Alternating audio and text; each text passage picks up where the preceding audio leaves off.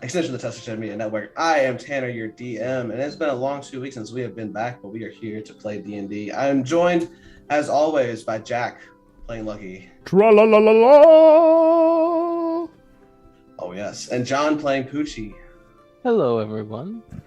And Trevor, playing Rabab. Good morning, good evening, and good night. Oh, yes. And we are going to kick right back into, no more delays, because you guys are waiting for so long time for this. So who wants to do the recap? For advantage, or maybe not. Who knows? I can. We still have inspiration, so I'm going to pass this week. I believe that I do not have inspiration, so I am going to attempt to do this recap using the possibly not getting it, but I'm going to go ahead. Are you ready, Tanner? Oh, of course. I am waiting. I have a soundboard. Why am I doing that? Cool. As the party split up, trying to evade capture in their own way, many second thoughts were had as the potential recourse as their actions set in. Lucky musters his courage and invisibility, goes back to the Brotvine estate to see the aftermath and hopefully see where Poochi and Rabab ran off to. He picks up the trail of Rabab as he crawls away as a giant lizard, searching for the nearest path of foliage to hide out in. Rabab, though small, and Lucky, though dropping invisibility, find each other in the courtyard of the upper city, badly beaten and bloody, and with no sign of Poochi. Poochi has made his way back to the lower city and back to Cytheria's bodice, which is still a classier name, but I'm just saying, I don't even know why he didn't start with bodice. That's, he's a bad salesman. It's out of his vocab range. It's yeah, exactly. That's fair. Hoping to hide in place he has known well. He stumbles onto Grizz, drinking the night away. The two are happy to see each other as their talks turn to martial arts, exchanging techniques. And worried child from an orphanage is in the tavern looking for Lucky. Poochi answers the envoy Hubert, and he learns that Taddy is incredibly stressed and busy. The orphanage is doing okay, but Hubert is worried about Taddy. That's actually something we need to circle back on. We need to talk to this Hubert. Poochi tells the patrons at the bar all about what they have done in the Undercity, which is met with thunderous applause. Lucky and Rabab come back to the bar just in time to see the revelry stop Poochi from revealing any more secrets. They go upstairs with Grizz, where Grizz is sleeping. Many words are exchanged about what they just did and what they need to do. Lucky is all in favor of leaving Cliff's Edge in the dust and cutting ties and leaving.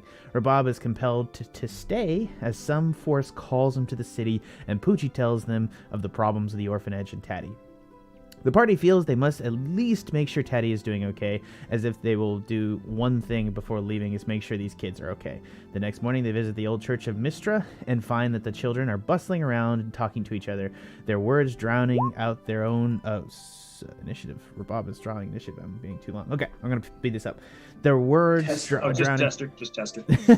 drowning out each other. They see many other kids where they had left this place. At the head of the aisle is Taddy, handing out orders and assignments to a gaggle of kids, eagerly awaiting their role for the day. The gang approaches and Taddy greets them, happily shooing the others away. It turns out that Taddy is now, in terms of he's literally Taddy is just the spider from Game of Thrones now, with a bunch of little birds.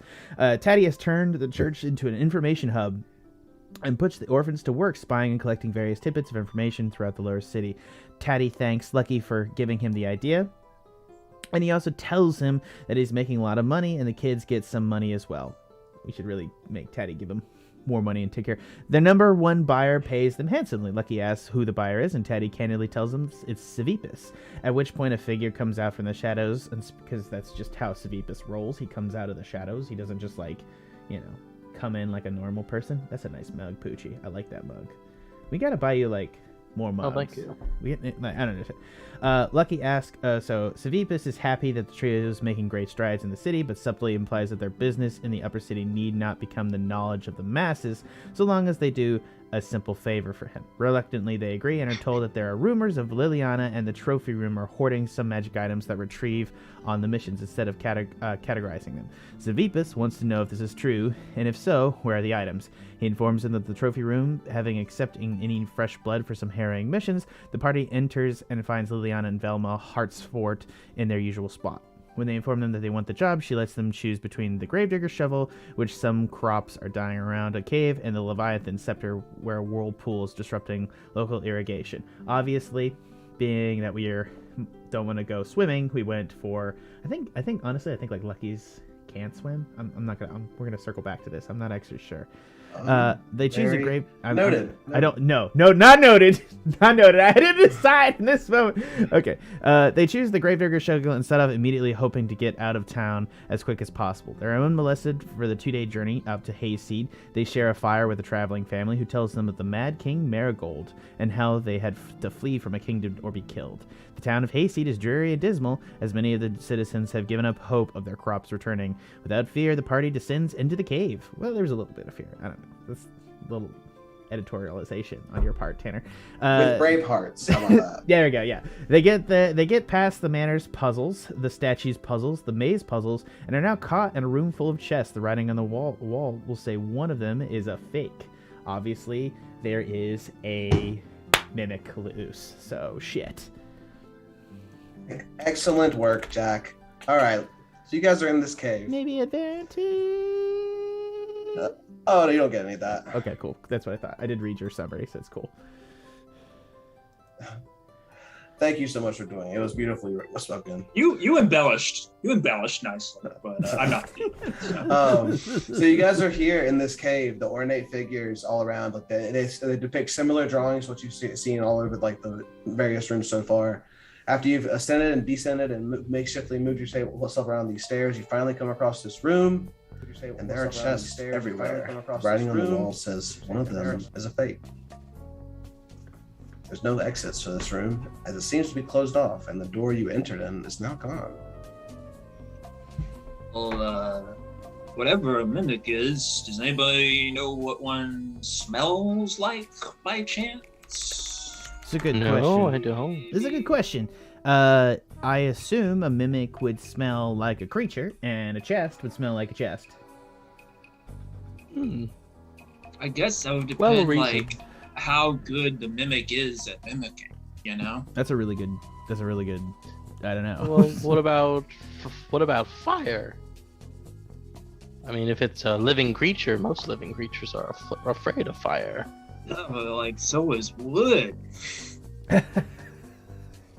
I don't think wood actually does experience emotions, to be entirely honest with you, Bob. Well, that's just your opinion, man. It is just my opinion. I could always thwack some chests until one of them. Well, no. Hold on. screeches. Let's think even bigger here. What does it say on the wall again? The exact wording says it has two symbols. One about where you just came out was the door, which is now disappeared. It says trust is malleable, and the other one says one of them is a mimic. Or sorry, does not say that. It says one. It says when greed leads magic astray.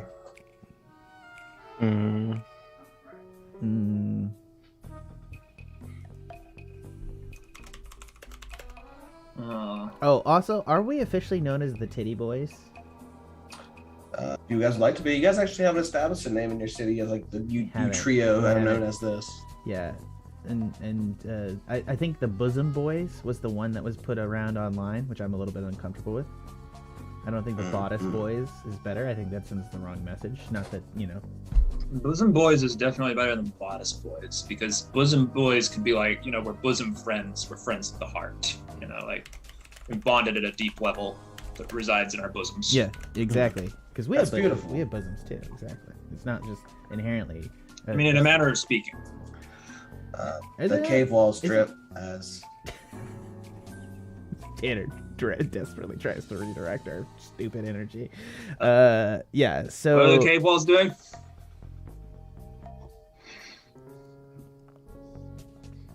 What do you guys like to do? We're asking, what are the cave walls doing? Oh, the cave walls aren't doing anything. They're just dripping and echoing off the sounds of the reverberating stones. The walls, as you guys flash, do you guys have some sort of light source? Or do you need some sort of light source? Poochie definitely needs one. I have dark vision. Yeah, I don't. Poochie, it's kind of hard to see actually what you're doing. For all of those who dark vision, you can see the walls kind of depict similar instances of like people meeting together and like very ornately depicted people are talking to each other around this gigantic like hall. It seems like Depictions of people meeting each other. yeah, it's conversing, laughing. Okay, so theoretically, Trust is malleable. there are 9 chests, right? So one of them is a fake. Statistically, picking one of any of these chests means that we're going to get the correct chest.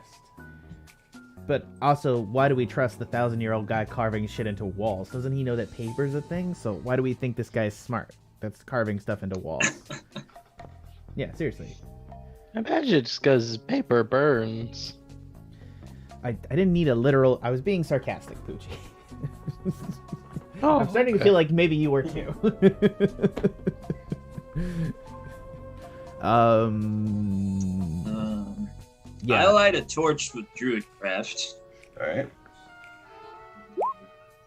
and examine the walls more closely, just to make sure we're not missing anything there. Yeah, it's you see like as you introduce like more investigating into walls, you see like you could definitely see very similar like symbols of the religious symbols that like you've seen around the city, like people worshiping different gods. You can tell that those symbols are on each of those figures depicted.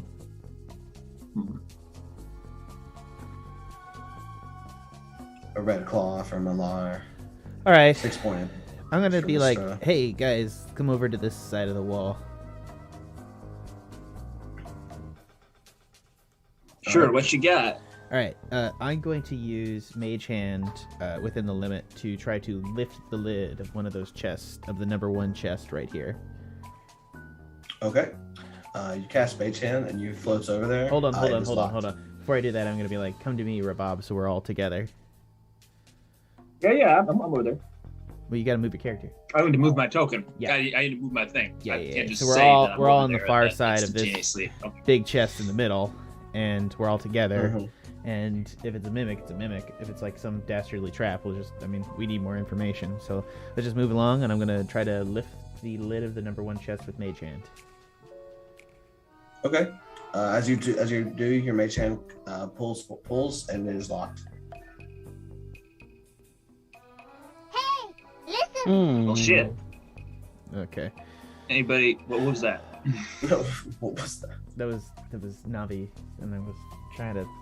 I was gonna go for my. I had prepped my chest opening thing from the same game, and the other one played instead. And I was gonna try to fuck with Tanner, but that's not gonna happen. Okay, I'm gonna go to the middle chest, and I'm gonna look at this chest right here. Okay. And is it got a lock on it, or what's its situation? Yeah, you see that it does have locks, and then you look around, they all have locks. They're very rusted, though. It just seems like they're holding on, but it's just not as much. Okay. Break that shit, yo! All right. Poochie offers his quarterstaff. I'm gonna cast knock on it. Okay. Are you specifically on number 9? Yeah, number 9. I'm gonna actually back up from it and Okay, cast okay. knock. Okay. So in number 9, you're gonna find that it opens up, like the lock breaks up. The chest flies open as you lift it up. Nothing seems to be amiss, as it does seem to be a chest, and inside is a woven straw hat and a small rag doll. The rag doll is kind of dirty, it's a brunette, raggedy clothes, beady eyes. The straw hat has a red sash over it. Does it look like these items might correspond with effects people are wearing in the depicted images, or like even match the people? From what you can tell, it seems like those images depicted on the wall are very like ornate or some kind of jewelry, but these are just kind of seems to be like random items. Very soon, very soon. All right. I gotta warn you guys here. I got maybe 1, 2, 3, 4, 5 knock spells I can cast left. There are more, and that's also going to tap out literally all of my spell slots. So I'm only going to get halfway through the room before I run out of spell slots here. We should find a way that doesn't tax you so heavily then. I agree. But if these locks look old, maybe they can be smashed. All right, yeah, but let's try this. I'm going to turn around and go over to 5, and I'm going to try to pick the lock on 5.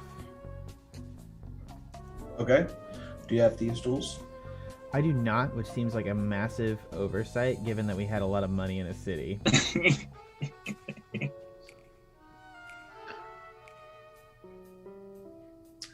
Then you can make a sleight of hand check. Okay. That I have the gloves, so yeah. The thieving, yeah. Wow. So you got That's a 12. +9, by the way, on that. So that's Yeah. that's a 12. That's a So 3. as you are like fixing around me and like fiddling with this lock, you see like the rust shaves off and you try to like put your fingers into the hole and it doesn't go. It can't seem to not budge for you. All right. But it's like as you're like fiddling with it, you're moving off the hinges pretty easily. Moving off the hinges. Mm-hmm. Okay. Poochi, punch. I'm gonna point at the lock. It's also a +9. I love it. Yeah. So I mean, on an attack, yeah, that definitely hits the box. Oh, that's good. And yeah, so roll some damage. Oh yeah, 14 damage. The lock just breaks off, and you just like put pieces of wood splinter off as you do it. And inside 5, you're gonna see that there's going to be a rusty sickle and a loose pile of grain. I'm getting a bad feeling, guys. I'm sensing some symbolic significance to these things. Anybody else? Yeah, there's something's obviously going on here. Like, I don't know. It seems like junk to me. we're in a room full of gods, and the hieroglyphics or whatever are about like worshiping those gods, and these could be like the items of those gods, like the god of agriculture god. You know, What was the other chest? maybe? What was in the other chest? A woven straw hat and a small ragdoll. I don't know who's the god of ragdolls, but you know, we got it. We're the god of straw hats with red sashes. Oh, is that actually a thing? Actually, you know, we have the gods right here. We can kind of think about it.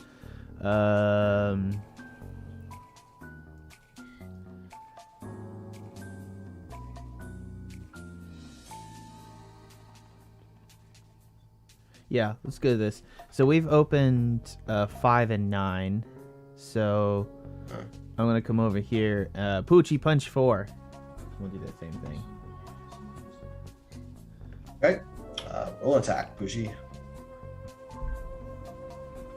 If you would like to. Come on now. There we go. Oh yeah, 17 definitely hits. Roll some damage.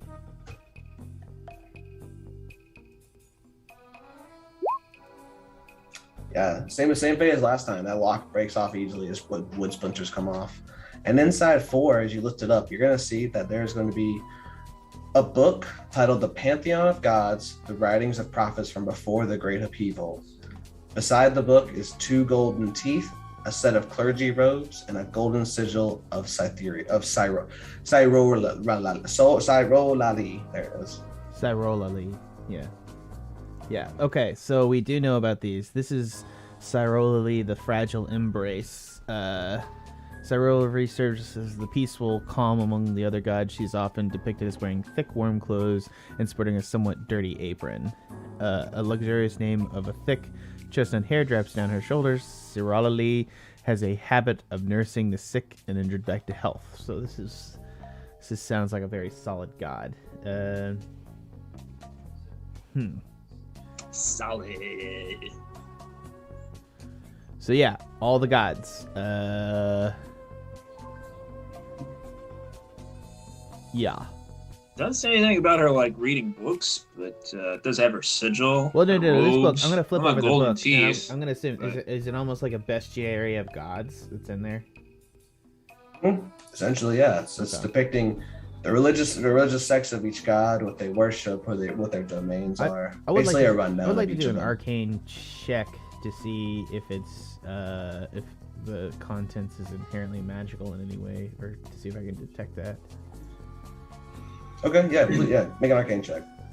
Or arcana check. Yeah, 17. You're pretty sure there's no magic on this. It's just a very well written book, though. Yeah, these are just. I mean, this is just village people worshiping things. Like, no, this isn't inherently magical, but it's obviously some sort of trap. All right, let's go around chest to chest. We'll kind of clockwise. What's up? It could be a trap. You don't know. No. I'm saying it's some form of trap. Like I clearly it's gonna be a trap. Like you didn't just let your guard down. You didn't like. I love you, man. Like you didn't make this circle and put in chests and specifically number them for it to not be a trap. Just let your guard down. It's okay. It's okay. All right, Pooch. Let's go to 3. Crack it open. Yeah, we got a 14 on that one. Draw my. I don't suppose either Point of it you at the match. chest. Either of you met. I don't suppose either of you magical people can detect magical things. Maybe it could tell us the fake. Ironically, no, I cannot detect magic. What about that line of like greed leads magic astray? Does one of us have to do something greedy or like make an offering, and then maybe the magical thing will like jump out? Sorry, I apologize that I'm brain dead. What was the line again? Greed leads magic astray. Right, so this is like a reference almost to Cytherea, weirdly. So, like, you know, she's like greedy for the knowledge in and of itself and the power of it, but like magic should be in the service of mankind type of deal.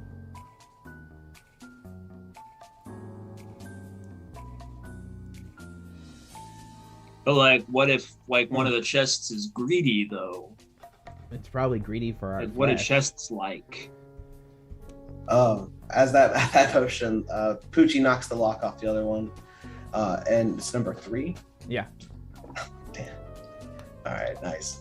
All right, inside 3 is a silvered greatsword, with a writing on it. The inscription reads, "In common, I raise my blade to stand with righteousness. I swing my blade to purge the filth of sin, and I drop my blade only at the precipice of eternal life." Next to that is a trophy room list of teams that for people who go on missions from the trophy room. What?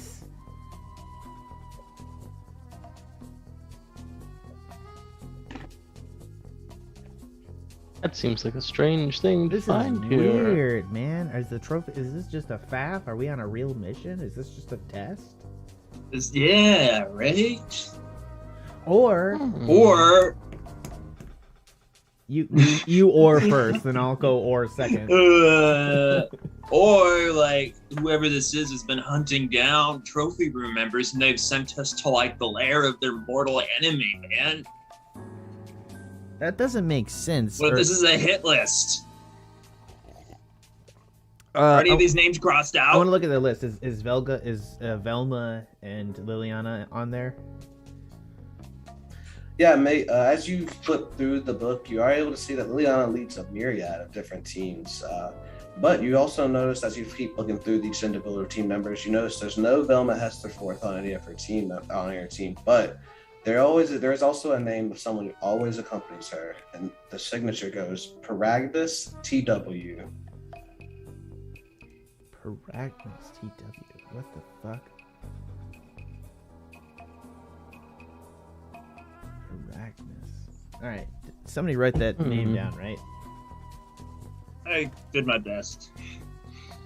Peragnis. He's writing it. He's actually writing it down. All right.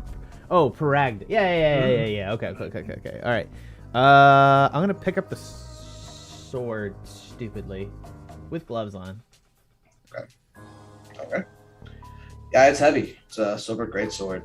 Silver. It shines in the firelight. Shit. There's a silver greatsword. Okay. Shit. What? What's wrong, man? Why are you freaking out? I just don't like. Do you think it's the black? You think it's on the blacklist? No, man. Silver is for monsters. Oh. Yeah. You saying they have this here because there's a monster in here? Probably, and something that needs silver to kill it, which is you know, I don't like anything that needs a special coating on your sword to do away with. I'm just saying. I'm reviewing the blacklist for swords too, just to take a look. I don't think this one's magical though, right? Yeah. No. You don't sense any magic from it. Yeah. Because we've seen Forlorn, and it's like the big one on there.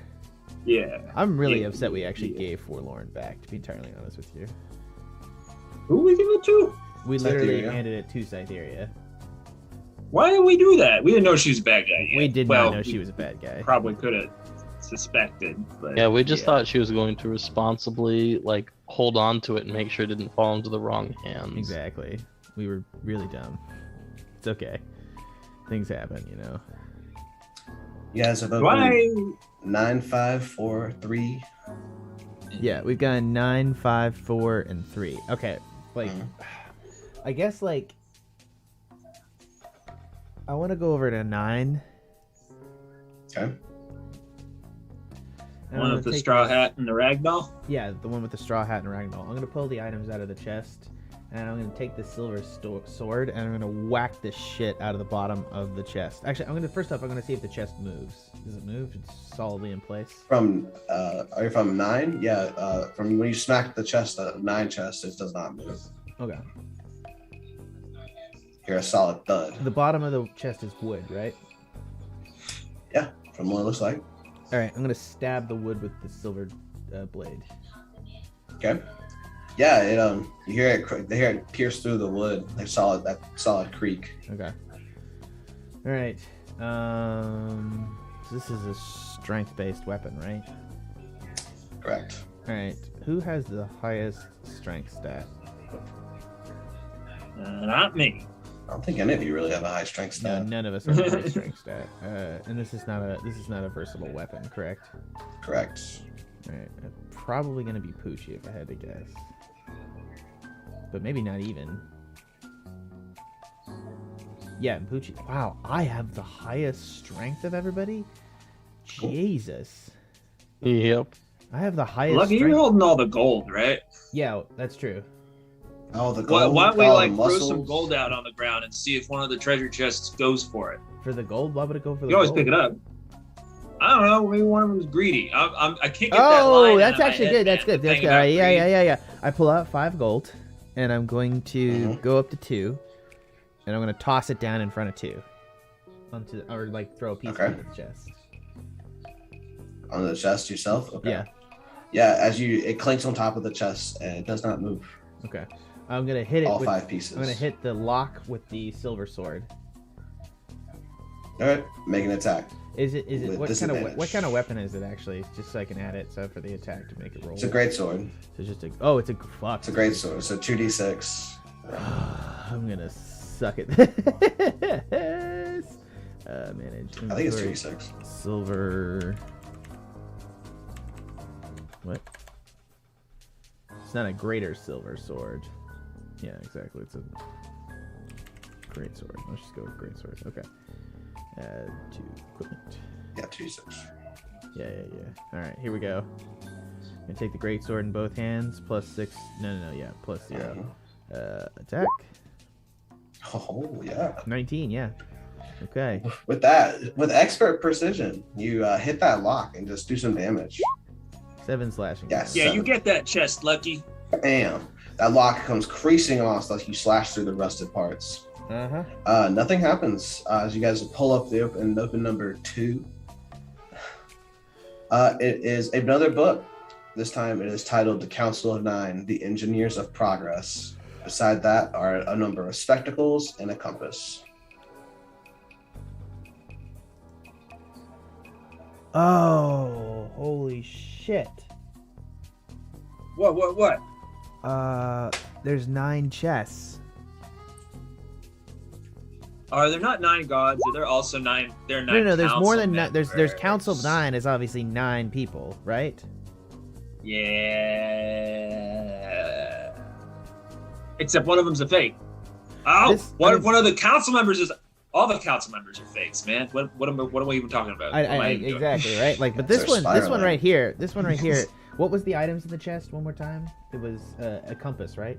What else? For number 2, it was a book titled "The Council of Nine: The Engineers of Progress," a set of spectacles, and then a compass. This is the chest for Willow Trickford.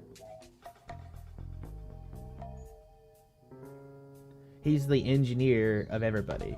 Without her, you glasses. What was the other? The other one was a straw doll. Okay. Straw hat, raggedy doll. Straw hat, raggedy doll. And then what was 5? 5 was rusty sickle, pile of grain. I don't know who either of those would apply to. Have we even met all the Council of 9 yet? No, we haven't. I mean, we've met all of them, but we haven't really interacted with them. And that's the thing, because the Huntmaster chest is obvious, because there's a silver sword, and the Huntmaster's list would be Liliana's chest, right? Oh, I see. Yeah. And this is Willow Trickford's chest. That makes sense. Sorry, I'm trying to get like a bead on what the fuck's happening with these. You know? Why is it Willow Trickford's chest? Because he was the engineer of the entire Crag. He built the city. He did the engineers of progress, and then there's a compass, right? What was the chest for? Pantheon of the Gods, Cyrorelia's sigil. So her is maybe she's a god though. Robes, golden teeth. Golden teeth. I mean, maybe one of the hues. I don't know. I don't know who worships Cyrolia. Fuck. Who would worship Cyrolia? What's she the goddess of again? She's the goddess of cool ass shit. I mean, she's literally the god of tits and wine. Not really. She's just the god of calm ass shit and baking, honestly. I mean, honestly, goddess of hospitality, companionship, and family. God. Yeah, she's god of fucking hospitality. She's a fucking chill ass god. I want to go hang out with whoever the Cyrolia's followers are. Jesus. Oh, you can. That's exciting. Okay, let's go to chest 1. Okay. Sorry, I need a pencil. What do you guys do? I'm gonna take another thwack at it with my silver greatsword. The gold. Offer it the gold. Oh, I forgot. I'm sorry. 17 to hit. Yeah, 17 will hit. Open that bad boy up. Okay. 9 damage. 9, knocks the chest off. Yeah, and that's 1. Yeah. Yes. All right, you guys are picking some really good ones. In this chest is a vial of black liquid. It's ornately like a very triangular sphere glass. Our vial is the only thing in there. Okay. I really don't know what's going on anymore. I don't know. I would imply we ever knew what was going on. Exactly. Like it's either a list of gods, or it's the Council of 9, or it's something. I don't know. Shit. All right, everybody. Perhaps we should continue. Hold on one sec. I have a feeling the black liquid is sevipis. That's just kind of his vibe. That would be my guess. But what do you think about all this, Pooch? None of it makes much sense to me. I literally just need a fucking pen. Because I literally cannot keep this shit straight. I'm so sorry. So... There's a fake one among all of them, but is that a bad thing at this point? If the real ones are all pieces of junk, it seems like we want like this the is a fake nice one. silver-ass sword. So, okay. Let's go down the list. It's not... 9, 5, 4, 3, 2, 1. And 9 was straw doll. No, it was a ragdoll straw hat. Yeah. Wow. Oh, come on. And then 5 was the grain and the Rusty sickle. sickle, pile of grain. Sickle, grain. 4 was 4 or 3 the huntsman's chest? 4 is Pantheon of the Gods book, Cyrolides, sigil, robes, golden teeth.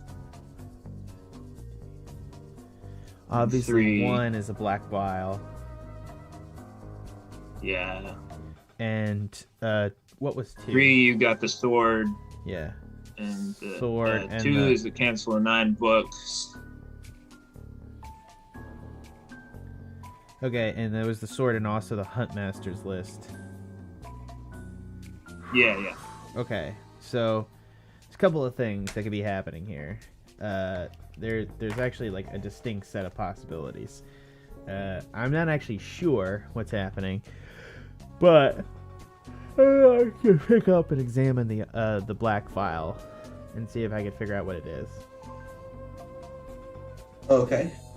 Do you have alchemy tools I do not have alchemy tools, no.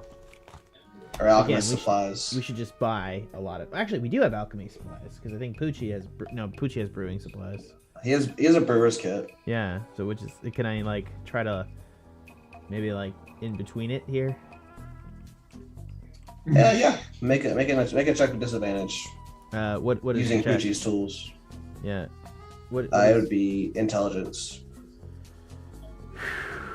Okay. With disadvantage? Yes. I'm not gonna ruin it, am I? 8. With an 8, you're not able to tell what this black liquid is, though you definitely know it smells incredibly strong. Okay. What does it smell like? Imagine Strong. like sludge and tar mixed with black licorice. Ooh. Yeah. Let's keep all the items out of the chests and bring them to one side. And I'm gonna pocket the sludge. Okay. And you do so. You're able to retrieve the items pretty easily as they all just pile them. I'm gonna say right here. Pile them all right there. Okay. Poochi, I guess we'll go ahead and crack open 8. All right. I'm making an attack. Yeah, that hits it. Knock that bad boy open. All right. Wow. With the 10, yeah, you're able to knock it open. But from inside, Rabab is actually the first one to know what this smells. This is as fragrant sugar plums there are 3 of them, as well as 3 empty glass vials. 3 empty glass vials. I just recognize the smell, or I know what You know that means? it's just a sugar plum. You know what they smell like. Ah, okay. And 3 empty glass vials. Jesus. Yeah, Poochie's thinking, more junk, interesting. Pop. Okay, make an attack. Alright, 14. Or 11. Yeah, as you smack this one, the wood creaks. Teeth emerge from the lips as the lock shatters open, revealing a mimic has come out of its hiding hole. Oh, fuck. Aha! I don't have the mimic token, so we'll just use this.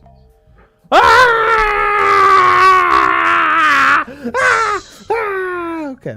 There's number 8 that turns into a mimic? Was number 6. There's number 7 right here. Oh, okay, gotcha. Okay. At that moment, everyone can roll initiative as they take some damage from Pooch. Wait, take damage from Pooch? Yeah, because he smacked him first. Ah, perfect. Well done, Pooch. 17. Oh, I just need to select. Oh, sorry. Yeah, I gotta. Actually, I did have him me. selected that time. That's on me. And work. Okay, now you can do it. Okay.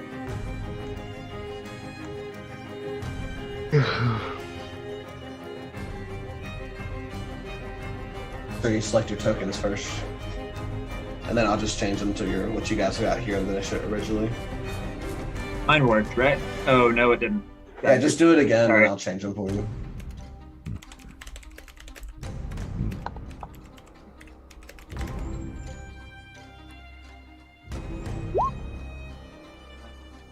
You just double click with the move, right? You just highlight it with moves. Yeah, you on the top left. As long as you have the select pane or the select move thing Yeah. on your toolbar. Yeah. And then I just go back into D&D Beyond and roll, right? Yep, that's it. Huh. Poochi and Lucky, can you guys roll again? Yeah. Can we get the 17? Sorry, here, I'll roll again. Yeah, you guys look at your original ones. Yeah, there we go. Did I do it right? Because it still looks different than that token. Just want to make sure. Should work. Okay.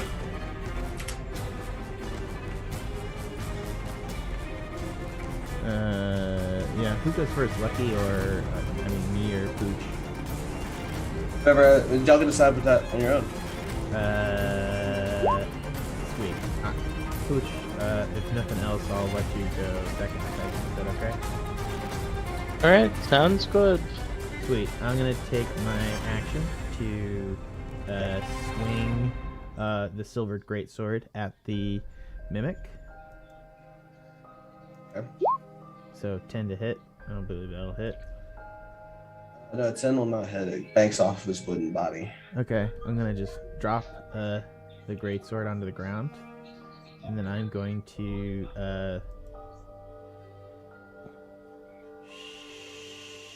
shite.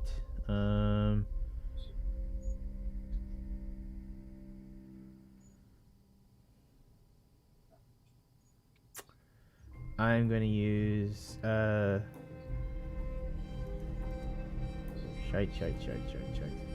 I'm going to use Bardic Inspiration to toss a D8 to Poochi, and then I'm going to get out of his range by backing up. Actually, I'm not dropping the silver greatsword, I'm holding it. 5, 10, 15, 20, 25, 30. I'm going to take cover behind chest 9, but I'll leave his AoE. Okay. Yeah, I don't think he's acted yet. Oh, wait. So if he hasn't acted, does he get a reaction? That's a great If he's question. surprised, he doesn't. Yeah. Oh, he's not surprised because you stabbed him. Yeah, so he can probably take, Or he can beat him probably with a take a stick. reaction attack on the other ones. Yeah. So 15 to hit That will miss. for a pseudopod. Yeah. All right. Right. Poochi will use a reaction to Sentinel Op attack. Okay. And he'll use his quarterstaff.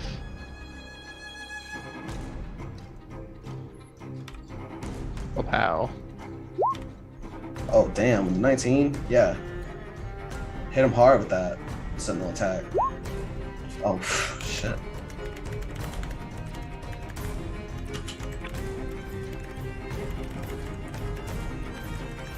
All right.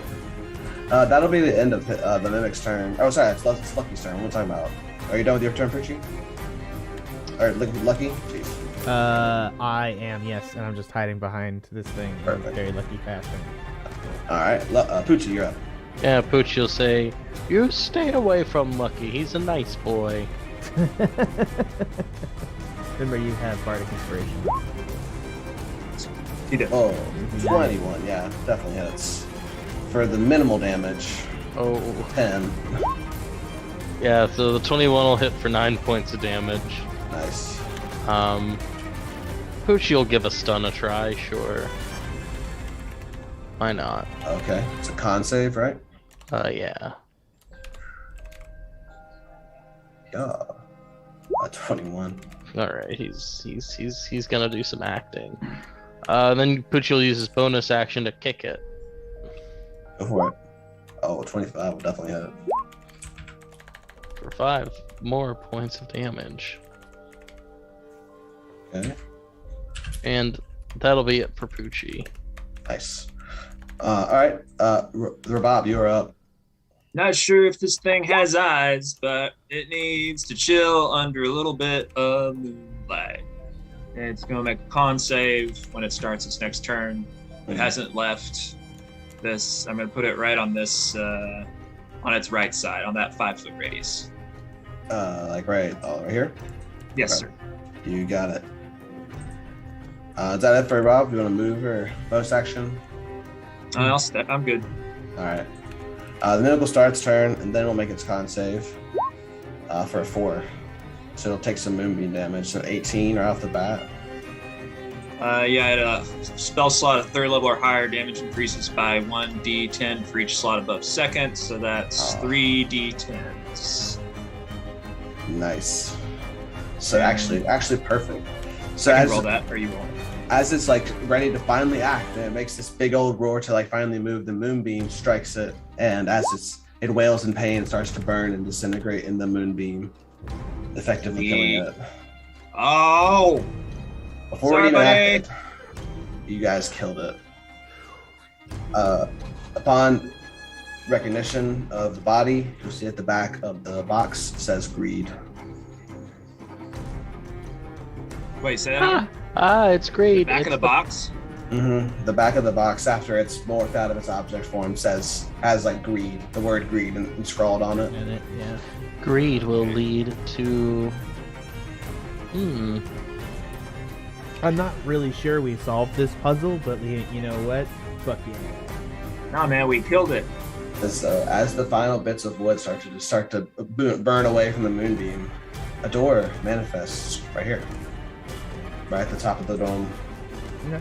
Aha, we did it. We bested this riddle. Let's open the other chest real quick. Because, That was the last chest. Oh, that was the last chest? Wait, we didn't open 6. Yeah, what about 6? How many go Oh, right. Yeah, go ahead and open it. You don't make an attack. Yeah, just crack it open. Inside is 2 copper pieces and a well-worn belt buckle. Okay. Well, I'm going to take all of that because Alright. I have learned nothing from this. So Mhm. I'm going to add them 2 copper pieces to my inventory. Hell yeah. Yeah, so I'm now to 10 copper pieces. We're at 10,943 gold, 0 electrum, 30 silver, and 10 copper. No harm in taking some of this other shit, yeah? I call the sugar plums. Ooh, yeah. I Look at want that. the hat. We have learned Yeah, literally you guys- nothing. You guys pilfer the chests, all of which it can be added to your inventory. Sweet. I will kind of hoist that silver sword over my shoulder. I mean, it's made out of silver. It's got to be worth something. Mm-hmm. Give you something to Yeah. write down. And you guys proceed through the door? Yeah, we're going to proceed to the door and head out of the room.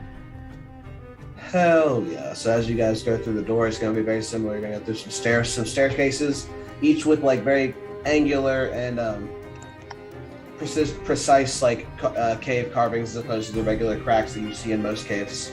These are very angular and very right-angled. You'll go into the staircase and approach a door. As you guys open the door, you come into another room. This time, very long, as all you see in front of you is a singular hallway and a bear trap in the middle of it. Say a bear trap? Yeah, a gigantic claw with jagged teeth is prepped to be enclosed in front of you, and it looks as if the entirety of the bear trap will enclose upon to the ceiling. Look out! There's a bear trap. Good thing none of us is a bear. Ah. Delightful. Man, you get me. I do get you, but honestly, like, I don't know. This is. I mean, It's worrisome, actually. Might Yeah, making like- light of a serious situation. Yeah, no. I'm Oh. obviously I'm the first person to make light of a serious situation. I'm just more thinking that I don't want to lose a leg. You know what I mean? Okay. I'm gonna Yeah. mage hand and stick it on the triggering mechanism of the trap. Okay. Give me a second.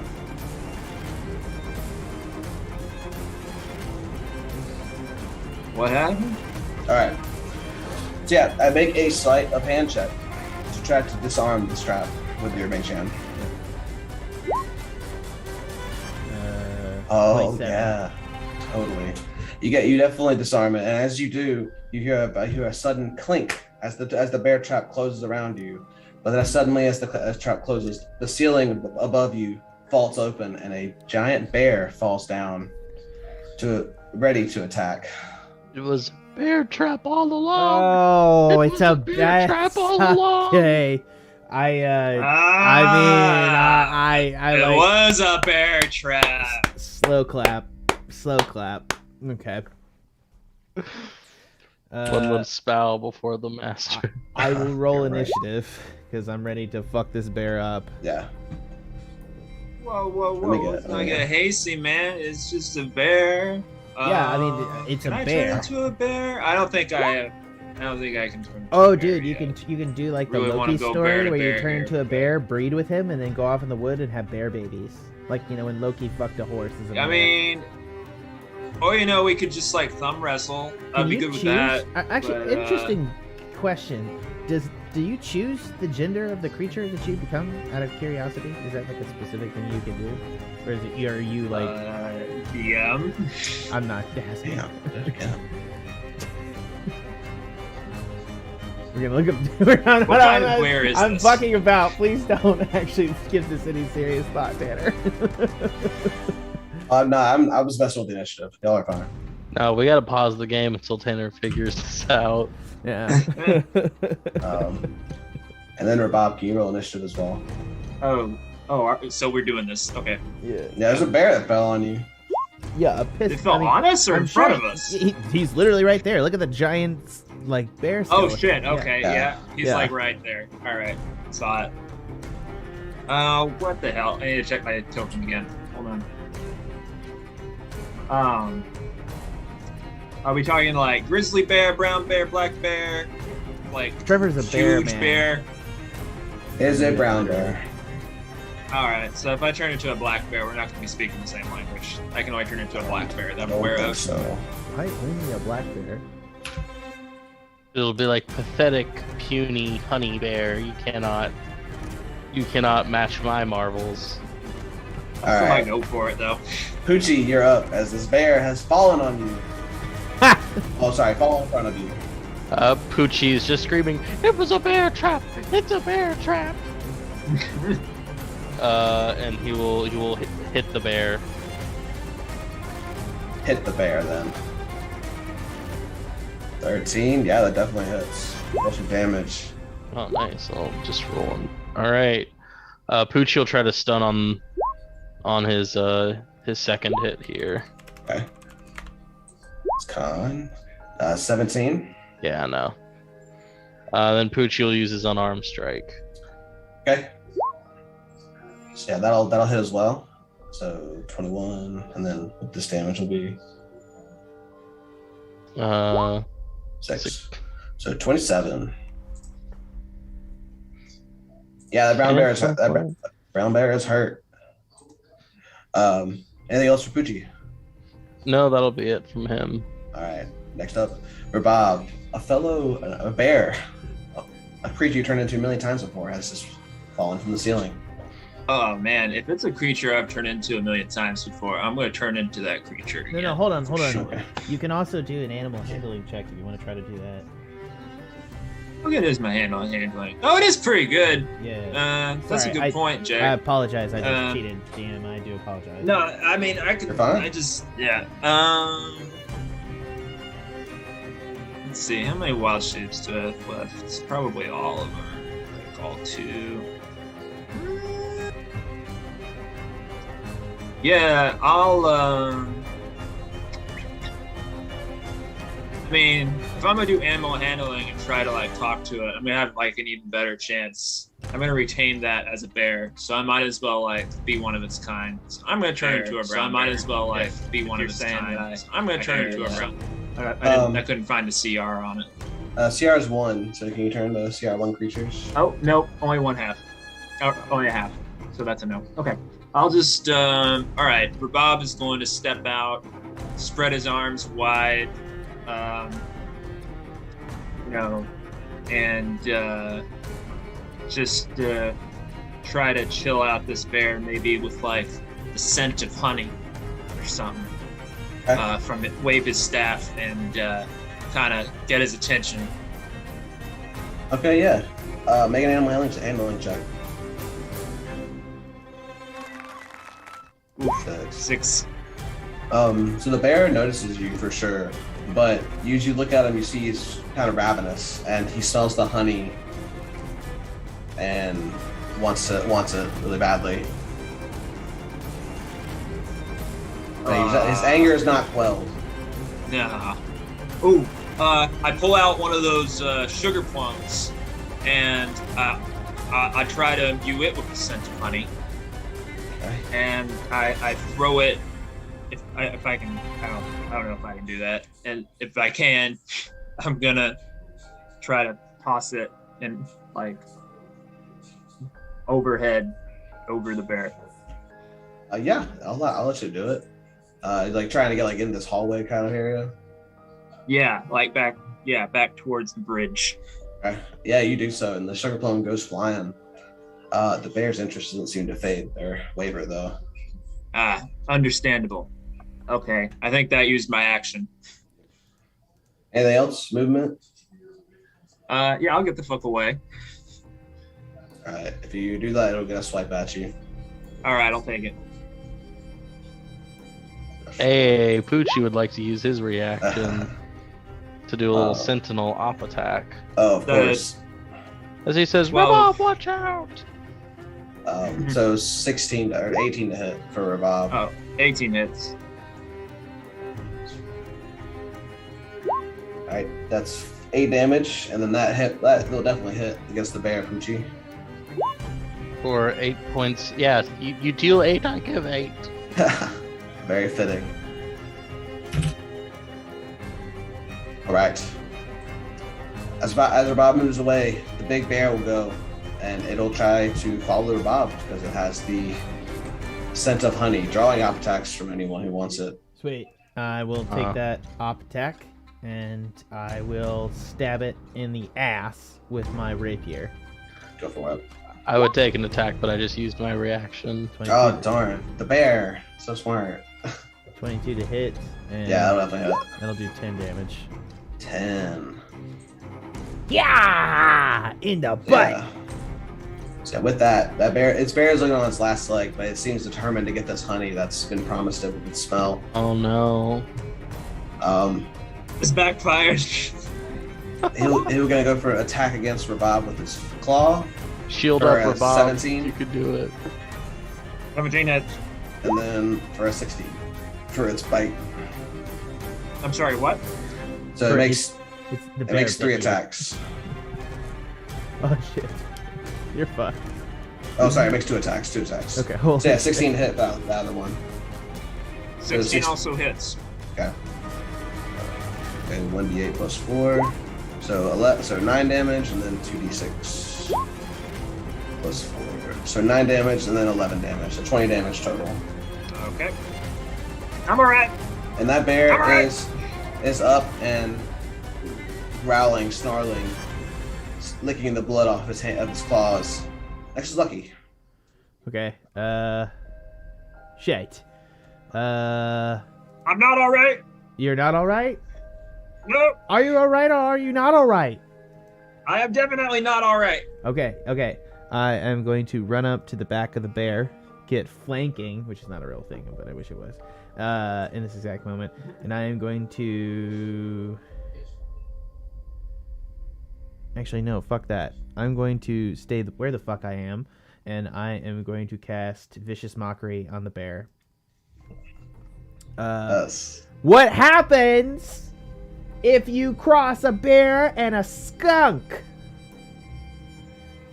You get Winnie the PU. Eh? Oh.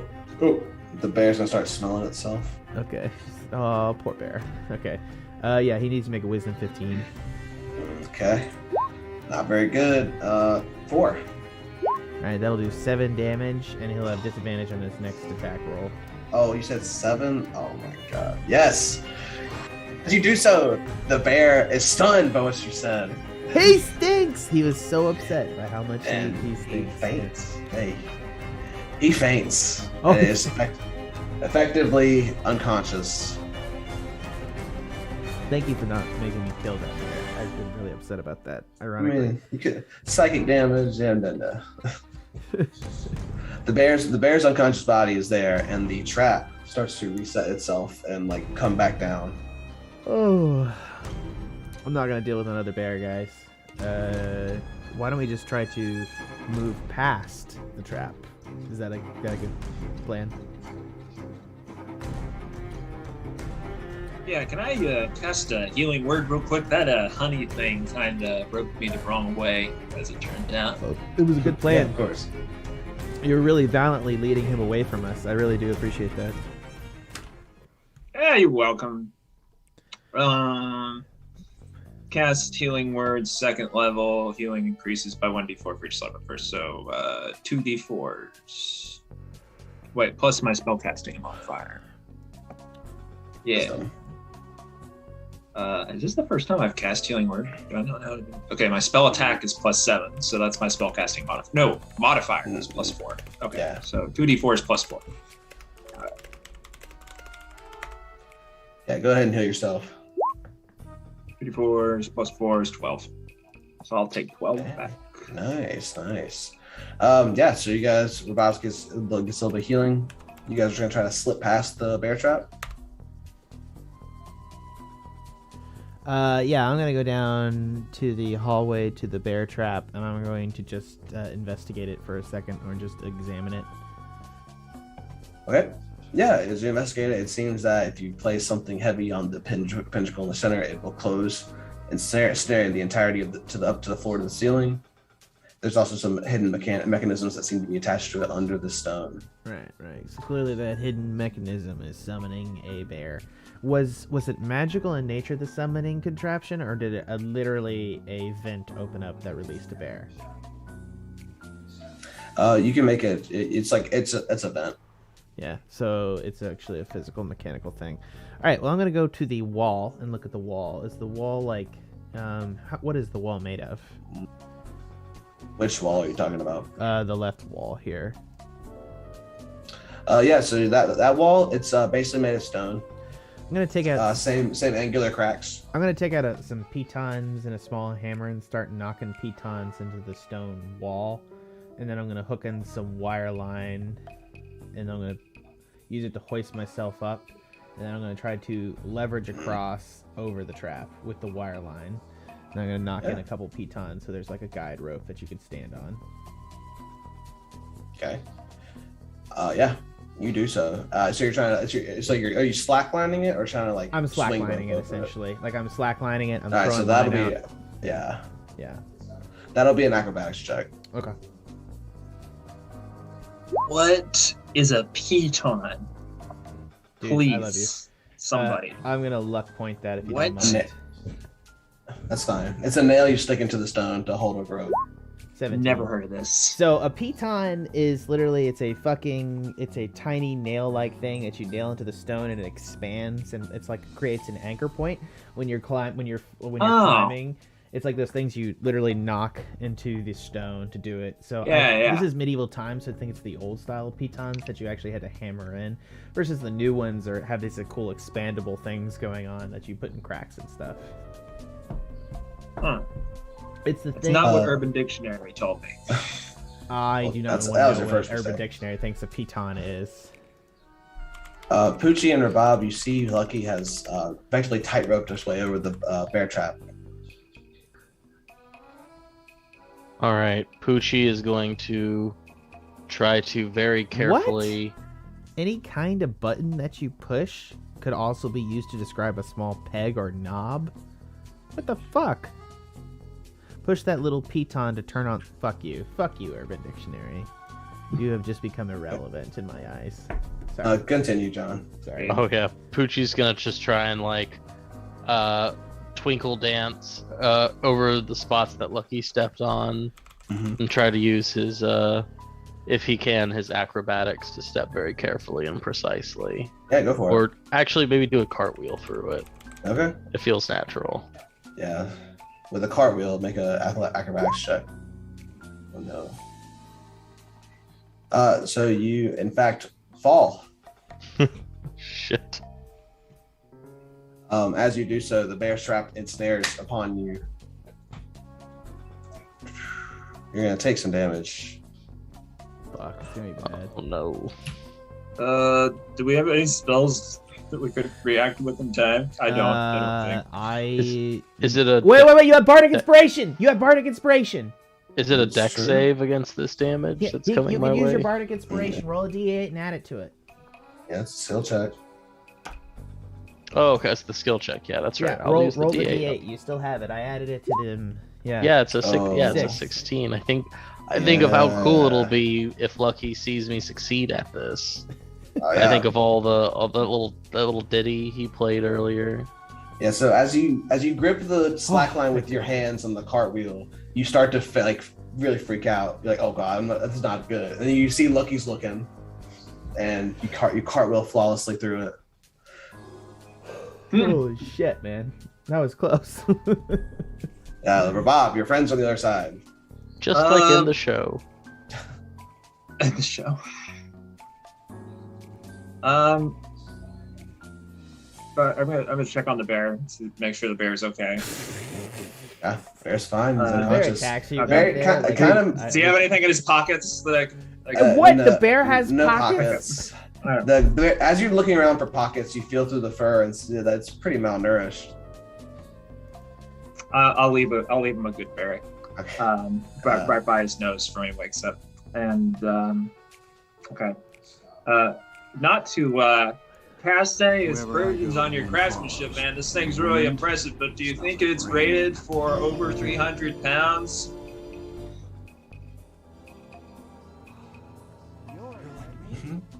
The silence The speaks tight wire. volumes. The tight wire, man. You think this thing's gonna hold me? I'm sorry, Rabab. I can think of little that can help you in this instance. This is I like believe my this worst is- nightmare. This is like a circus act. So I believe this is going to be a test of personal strength for you. What's about to happen next? How am I the flexiest of all of us? That does not make Personal any strength. sense. How's this like not mental fortitude? Okay. If you believe you can, you can. Poochie's willing to do anything you want that involves rope or whatever to try and help. He's not sure exactly what mechanism is going to be required. This is he offers like some middle rope. school ropes course all over again. I hate it. I was overweight. Shit. Okay. I mean, seriously, Lucky, what do you think? Lucky? Yeah, I mean, are you not gonna just climb the rope? Like you can do this. Well, Wait, it's like a hold on. tightrope, right? Like I walk across it. No, it's picturing. two Did I have ropes. this wrong? You hang on to the top rope, and then you put your giant trunk feet on the bottom rope. Now that I see this, like you have dustpans for feet, and I'm thinking to myself, I had a bad setup. So What's the top rope tied to? Sorry, I missed this. Here. I will literally sing you a song. Focus on my song, and you will get across. Okay, are you ready for All this? right, I'll go for it. All right. Okay, I'll go for it. I'm Yeah, gonna right. cast Bardic Inspiration. What's the roll? Give him a D8. Okay. So Yeah, nice. he's got my. I only have one Bardic Inspiration left, so I'm gonna pass him the other one so that he can. What is it? Sleight of hand? This will be acrobatics. Acrobatics. Oh, acrobatics. Okay, same. Okay. You can do it, Rabab. Remember, you can roll a D8 and add it to that. Oh well, you're gonna be fine. Oh. Hopefully, yeah. But now I have the D8. I should probably use it just in case. Well, no. Let's see if you. No? You know, Well, I don't know. you I don't know, know. use it now. I don't know. It's my You have to use it elephantine before you ass, know the man. results. Yeah. Yeah. You have to. So it's wait. use it. Wait, John Watts, you passed with a 6, right? No, A you passed with 16. He passed with a 16. 'cause he got What did you equal pass name. with? You passed with a 17? Okay, fuck y'all. I'm using it. Like, Jesus. We're doing experiments for science. over It's like here. I'll be fine. Okay. So with a 20. Yeah, Rabab, you're so nervous, but then as you get onto the slack line, it's pretty, like, you're like, whoa, I can do this. And then you effortlessly glide across the slack line. And you are all on this other side. In a hint of irony, you guys come to this door, and scrawled on the door says, the simplest solution is usually the best. Poochie will walk up to the door and knock. Yeah, there's no answer. Shit. All right. I'm just gonna walk up to him and be like, I'm gonna hold up the 3, 2, 1, and I'm just gonna push the door open to see if it opens. Right. Poochi will try to help him with your the help action. With your collective efforts, the door swings open. It's unlocked. Oh. Hey. And you guys are teleported, but you go through another series of long hallways that lead to one other room. That's not the room. That's just this one. This one. From the room that you're gonna come across, you'll see a line of fire jetting from the sides. You'll feel no heat or no smell of fire from these flames, but you see them in front of you. And are we coming from the north or south here? You'll be coming from the south. Sorry, it should have been a door there. Oh, okay. So I will toss another of my sugar plums into the jet of fire and see what happens. Okay. Yeah, you do so, and it burns, disintegrates. Okay, the Like- fire is real. do plumes of flame like shoot up once the plum goes over the gap or anything? Yeah, it's continuously like flaming. Oh, I see. So it instantly like burns to a crisp. You can see it go through the stages of like carbonization. Yeah, you'll toss it through, and then you'll see like it land on the other side, charred. Okay. And is it like a jet or is it like a full wall? It's like a full wall. Yeah, so like there's no place to like scoot under the flames or like, you know, there's no way to Catherine Zeta-Jones your way through the laser beams. Do the flames appear to emanate from a kind of device of any kind on the wall, or are they just there? None that you can see. Okay. Okay. I can create water, but I don't think it'll get us through all of this. So Poochi, is there any Poochi will writing on the splash. wall that I can see? Anything? Any clues? Yeah. There are some instructions on the wall. There are two actually. One that says "Can't trust anything," and another one to the side, written more ornately, is "The rest are not real." The rest are not real. Which indicates one of them are real, and oh my god. Oh, we already established this one's real because it burned my plum. Well, is that a minor illusion plum on the far side? Oh, you think it's like a doppelganger plum, man? Wow. Really? Again? I'm just saying, you know, it might not be. Poochi, stick your hand in Maybe there we real could quick, splash some. Rabab has been out of the fresh air for a little too long. He's starting to feel a little cramped in this underground. Get out He of said he there. loved He's caves, testy. and like I haven't seen anything green in like a little too long, guys. I'm Yeah. sorry. Yeah, like Poochi it's- will I need to stick feel his. the wind on my No, ears. I gotta grab Poochi's hand. I was Poochi kidding. will I was stick his kidding. I was hand kidding. in I was kidding. I was kidding. I'm so sorry. He'll I was do it. kidding. He'll do it real fast. Like No. Yeah, No, no, no. take Look, a point. I'm gonna take. I'm gonna take out my sword. I'm gonna take out my sword. Lucky, why would you tell me No, to fuck do you. that? You didn't do that. Oh, I it caught you. hurts. I caught you on this one. I'm not gonna be Stuck his hand responsible for pretty that. fast. I'm gonna take out the silver sword, and I'm gonna stick Okay. the tip of the sword into the jet, Okay. and then take it Yeah, out. as you do so, it turns red. Yes. Yeah, it's red hot. All right. I'm gonna bring over. I'm gonna pour some water out of my pouch onto it, or I suppose it's probably wine in my pouch, to be entirely honest. I'm gonna see, does it sizzle and smoke? Yeah. Well, It does. All right, that's real Oh, fire, you don't y'all. smell the smoke or see? Yeah, you don't smell the smoke though. Okay, probably the throw some other. of the wine into the fire and see what happens. It'll smoke. Like we've established, this one in the front here is real fire. This is not that difficult for us to check. But maybe some water would shut it off. And it doesn't see. It doesn't have. There's Or not like some- a flame jet emitter in the wall. Correct? I can't really see anything. Not Correct. that we Yeah, can you're, see. you're basically looking at like a giant stone like cube, and then one of the walls is all fire. Okay. A giant stone cube. Poochie's gonna. Yeah. Wait, what's the effectively in a room, one of the walls is fire. Okay. What is the floor made of here? Stone and dirt. Poochie's gonna say, "How about I start digging right here, just loosening it up with my staff to see if it goes underground, And if it doesn't, we can make little tunnels.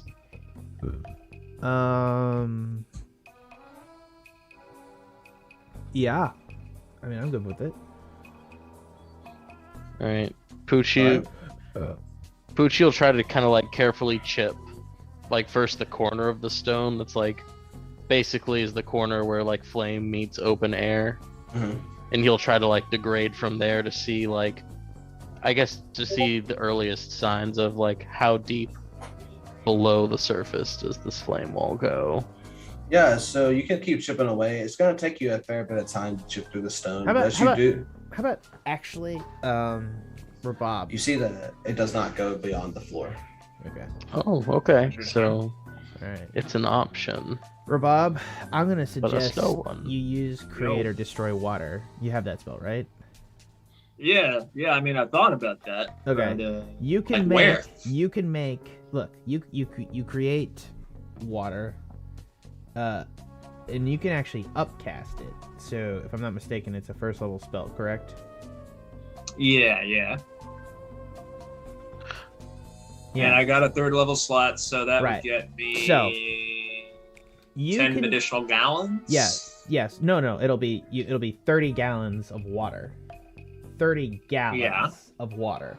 So you create 10 gallons of clean water. It sounds like a lot. Within range of the opening container. Alternatively, the water falls as rain in a 30-foot cube within range. So you can just take the cube, shrink it down into the range of the wall, and make 30 gallons of water fall into the firewall.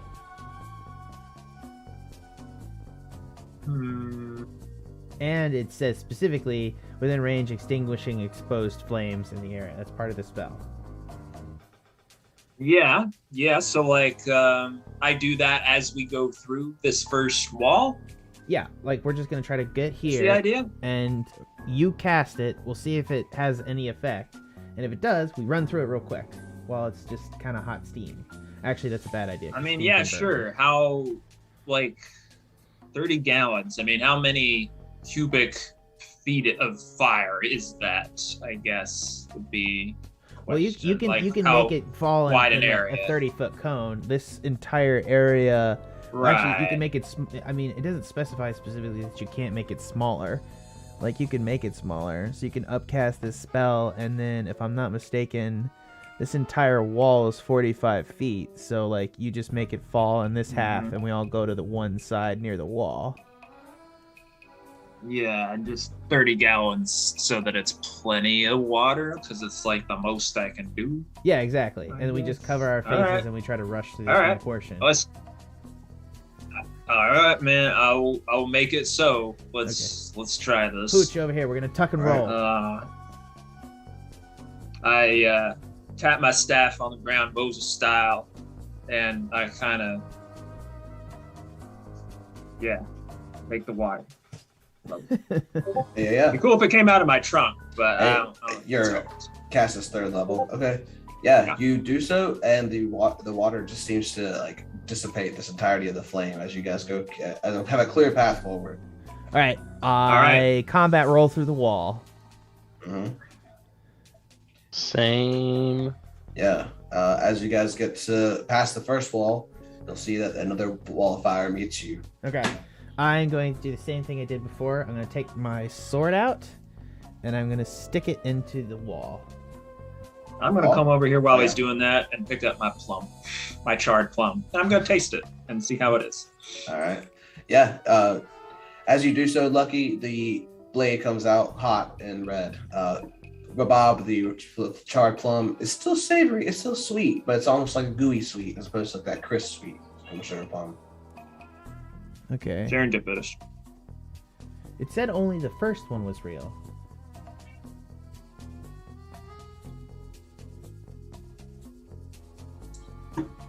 There are 2 sayings. There were. What were they saying? I'm so sorry that I keep asking you to do it. Can't trust anything. The rest are not real. You can't trust anything. The rest are not real. So, to me, my read is this is not a real firewall, right? But it looks just as real as the last one. And it feels hot, obviously. It made the metal hot. Can't trust anything would imply that we can't trust our senses as to whether it's real or not, man. Like, this could all be illusion. What if our senses are compromised? How can we even tell that, like, the sword being red means that it's warm, or that, like, when we feel warmth, we're actually feeling warm? Like, Right, and I was it's all secretly subjective. caught in Cytheria's office when I was spying on her, and she strapped me into a magical device that creates this reality, and I'm secretly just giving away your guys' locations, and she's now torturing and killing you, and I'm just inside a magical simulation. Oh, dude. I can't think about that. All right, Just how got many? me. We should just how many run spell through slots- all of them. How many spell slots you got, Rabab? I mean, I don't have to cast it at 3rd level every time. Yeah, I'm in that thinking we could probably get away because I only with have the one first third level. level left. Yeah, you probably got a first I got level, 3 first level slots left. and we could just try to do that, or do we want to try to? So All right, we could fuck just this. do that and just brute force it. We could brute force it. Yeah, no, I'm gonna stick my hand into the fire real quick, just in and out. Stick your hand in the fire. Yes. Yeah, take a point of damage. Fuck! Fuck! Whoa. Fuck! That's hot! That's hot! Fuck! Ow! Motherfucker! Ah! Has anyone got some aloe? Ah! I want to say I do, but I probably have like some berry. Should I crush up like a good berry and try that maybe? Rubbing the good berry juice on it, I'll take my point of health back. Yeah. Pooch will yeah. just snack on a good, or Pooch will throw a good berry into his wine. Nice. How I you- should establish that I've cast good berry for its sake of. All right, Okay. I think just water it 10 gallons, and we'll try to do it in this 5-foot space and run through it. Ready? I mean, I can't think of anything else, so sure. All right. Yeah, you cast it. Assuming at first level. Yeah, exactly. Yep. Yeah, the 5-foot square it dissipates the fire as a clear path forward comes out. Though more narrow than the first one. Combat roll! Nice. You guys get to the other side. As you guys come across, another wall of fire appears. All right, sword out, and I'm going to stick it into the fire and see if it comes back hot. All right. Yeah. So the heat is intense on this one. It seems like it's burning even hotter than the last one. Okay. Stick the fire, your blade in. Nothing happens. The blade stays the same. The blade is hot. Metal becomes hot. Nope. You feel hot. There's definitely heat coming from this area, but The blade no, doesn't no turn burning on hot. that fire. Okay, I'm gonna step into the flames. Yeah, you do so. Good. Nothing happens. You come through unaccosted. Okay. Oh Come my on through, goodness, gents. has he been disintegrated? No, I'm over here. His ghost. This one's His magical. ghost is I don't know where calling the us first to two walk are into real. the flames. Fuck you, Poochie. Get over here. Man, it's just an illusion. I'll walk through. Yeah. Life. Is You guys just get to one and see yet another wall of fire. Oh, this one's probably an illusion too, right? And Pooch will stick his hand in it. Yeah. Take a point of damage. Shit! Yeah. Oh, Flucky, why would you make me do that? I didn't make you do that time. Jeez. This didn't stop you. I'm gonna stick my sword in here. Okay.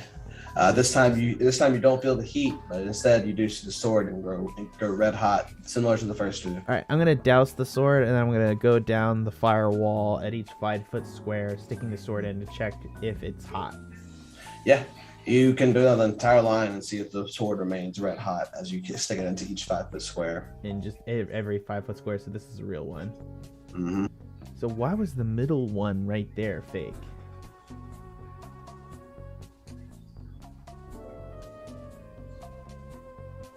I don't know. That Anyways. is strange. I'm gonna come back here. I was like, all right, one more spell, right? Just toss Yeah, out. let's Toss another 10 let's foot. just- Let's just get through this. Get outta let's, here. Let's strong arm Yeah. this puzzle. The water falls forward and dissipates the flame, making the pathway you saw in the first and the second one. Combat roll. Yeah, you guys get through easily and see the door on the other side. I'm just gonna flip the bird to the fire puzzle as we go. Wait, the door might be a firewall. Oh, that's true. I stabbed What's the door real? with my rapier. It is stone. You hear a solid thunk as you Is hit the everything sword. fire now? All right. As you guys step on through, this time, instead of a regular hallway, the hallway starts to widen as you guys continually walk through, almost getting to where you can all stand abreast of each other. You're gonna come to an open door, which is weird. You never saw. Yeah, every one you come to has been closed, and you open it and go in. This one is open, as if expecting you, and I will take you there. Bam. You're gonna come across a gigantic throne room, a huge like walkway forward. That's a what's it called? Foyer, I guess. I forgot what the actual word is.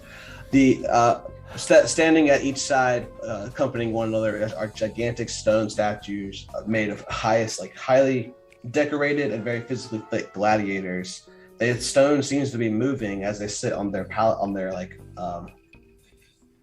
platforms, but they don't seem to move away from the platforms.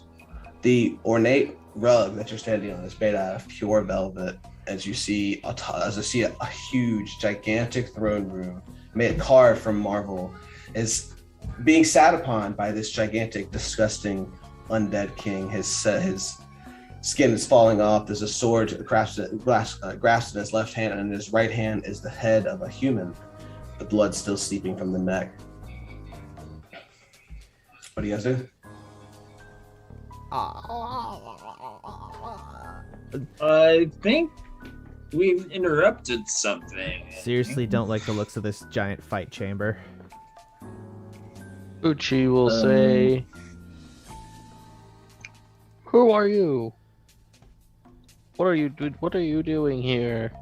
I have to speak up, man. He's How? like Why? 100 feet away. This room is fucking huge. Hello. Have they noticed this yet? Literally, he's Anybody? 105 feet from us, so... Has anyone noticed when we walk in, or as Poochi says stuff? The statues notice you, and the undead king seems to take notice of your presence, but hasn't done anything yet. Do I recognize the head that he's holding, or is it just some guy?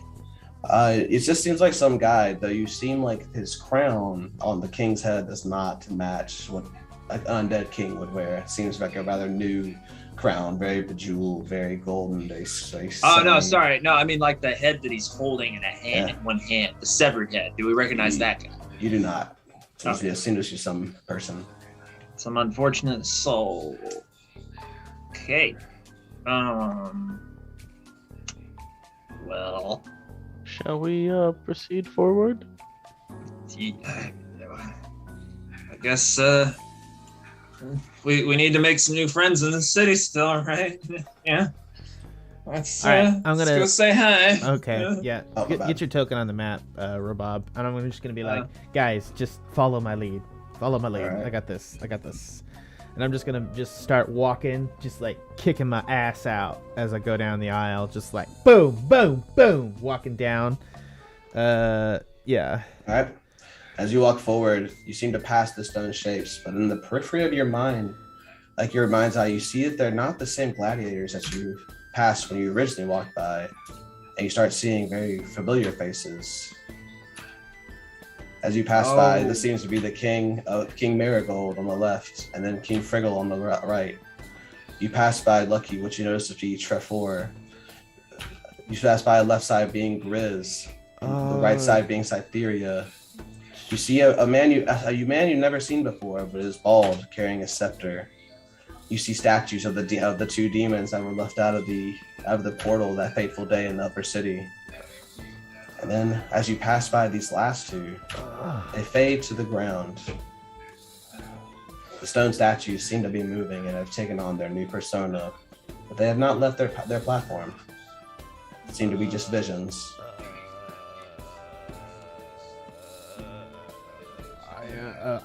Lucky's newfound confidence is just completely gone. Like it was something else is happening here. This is disturbing. I'm gonna walk up to the steps What's this dude on the throne look like? As you approach the steps, he grasps his sword tightly and begins to raise it into the air. You guys are preparing for a fight as he throws the head to the side. As you do so, withdrawing your weapons tightly, time seems to stop. Oh, that no one moves. The air is still. As you just are, none of you can move. Your muscles are tense. But you see a mysterious, black-eyed girl come forward to the side from where you never noticed before. She's going to go up the stairs to the undead king, hold out her hand, and what appears to be some sort of eerie green beam disintegrates him on the spot.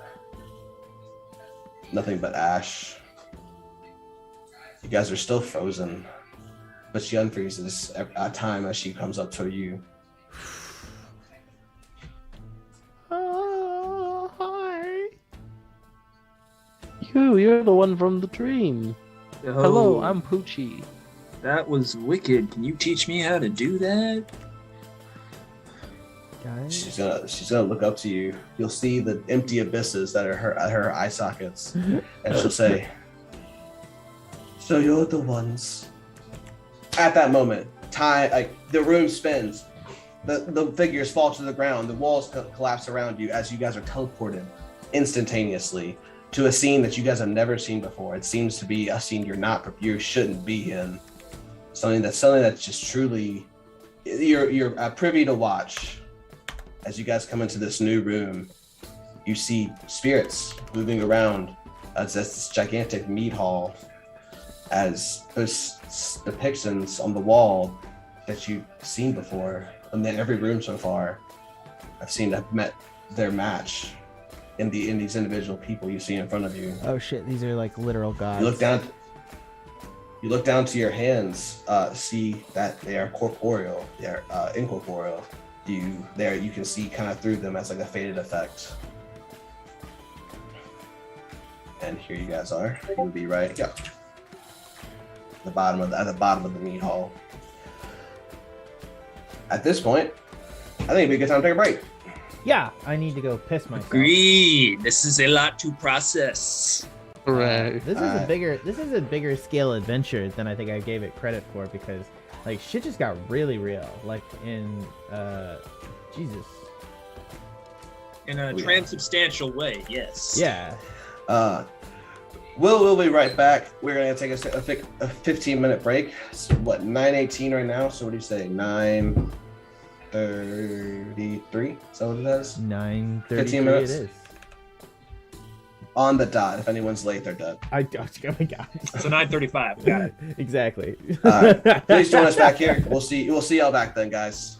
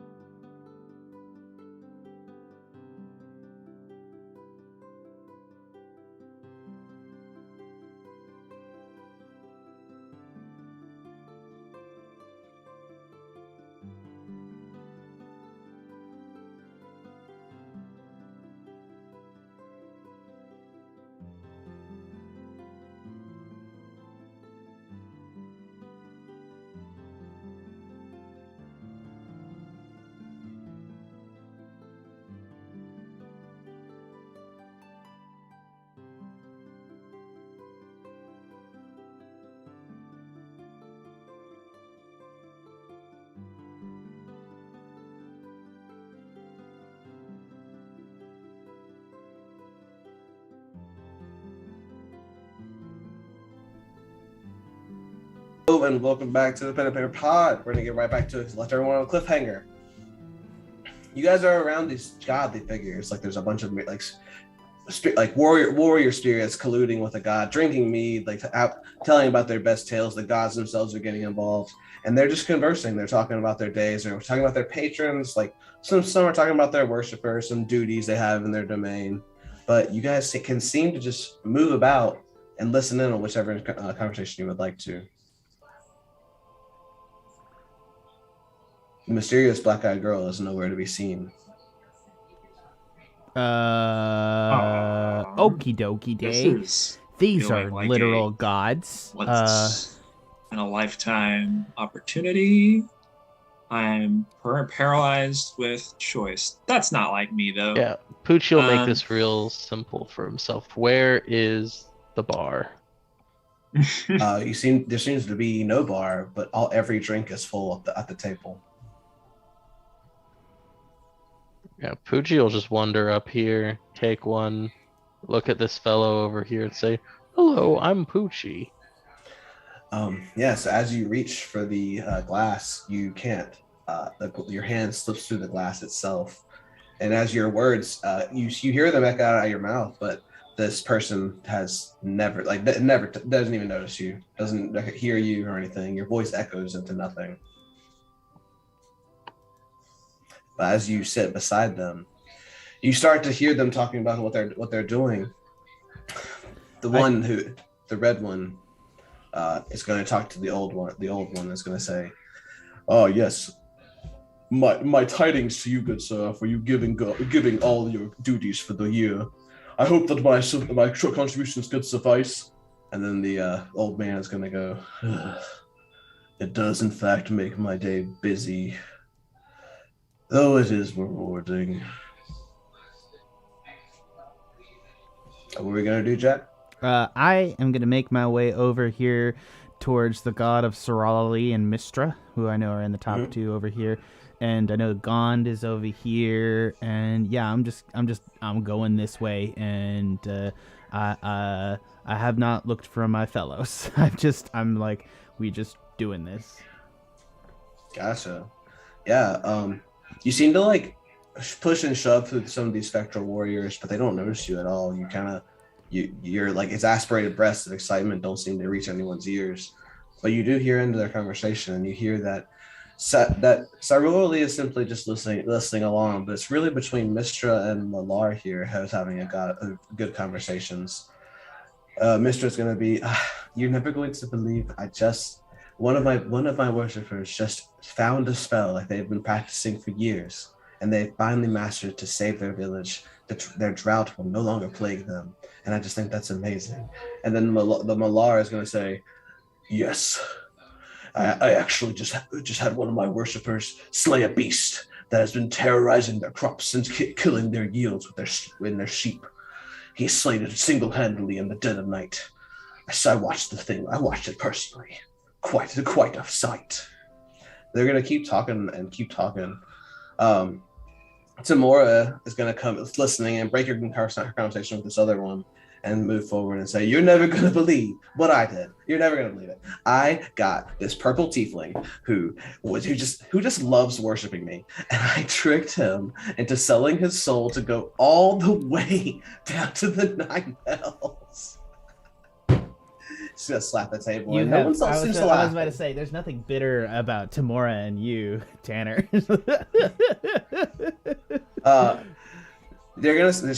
She's gonna start laughing. You guys kind of just come back really genuinely proud of their worshipers and like what their people who praise them are doing, and they're just gonna keep trading stories. So much so that even Tempest, he's gonna break his conversation with the old man and say, "You're not gonna believe this. This guy, one of mine, I'm looking after him. He's going to fight me one day. He slayed 10 Minotaurs, all at the age of 8. This kid is amazing. He is blessed by me, and I love it." Everyone's having a great time until a certain someone slithers up from his high on throne.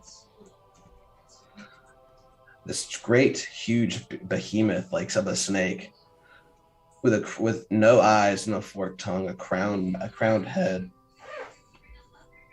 He's gonna come up to everyone, and you're going to stop that boasting immediately.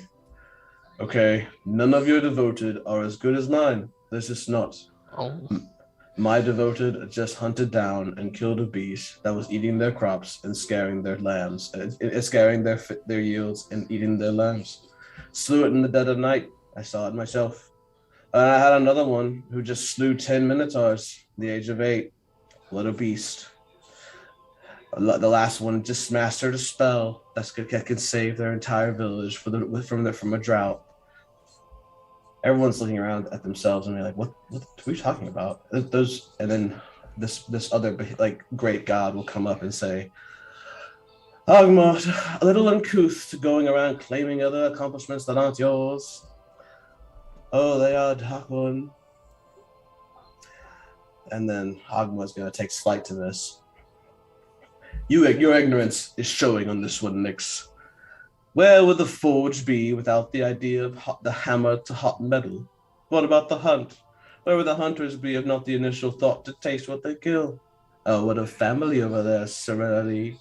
Where would the family be if not for the embryonic thought of mating? Love, war, mercy, none of them would have any domain, if not for my gift to the world of knowledge. Scene's gonna fade. You guys kind of are starting to lose track of what you're doing. You seem to be only able to hang on for one more moment. If you'd like to do any one last thing. I upon hearing Orgma's boasting about his power, I'm going to run up and be like, "Hey, have you ever heard of this mouse-looking dude called what is his name? In my own backstory. Edom. Yeah. Edom? Your words echo into nothing as they fade. Doesn't seem to notice. Do I hear Pooch. Yeah, you can all hear this. No, I'm just saying, can I hear him? Rabab? Yeah, can I hear Rabab Yeah, speaking into nothingness? you can hear Rabab speaking. Yeah, you can hear Poochi speaking from across the hall too. I'm just gonna be like, it seems she's showing us shit, man. I don't think that was real.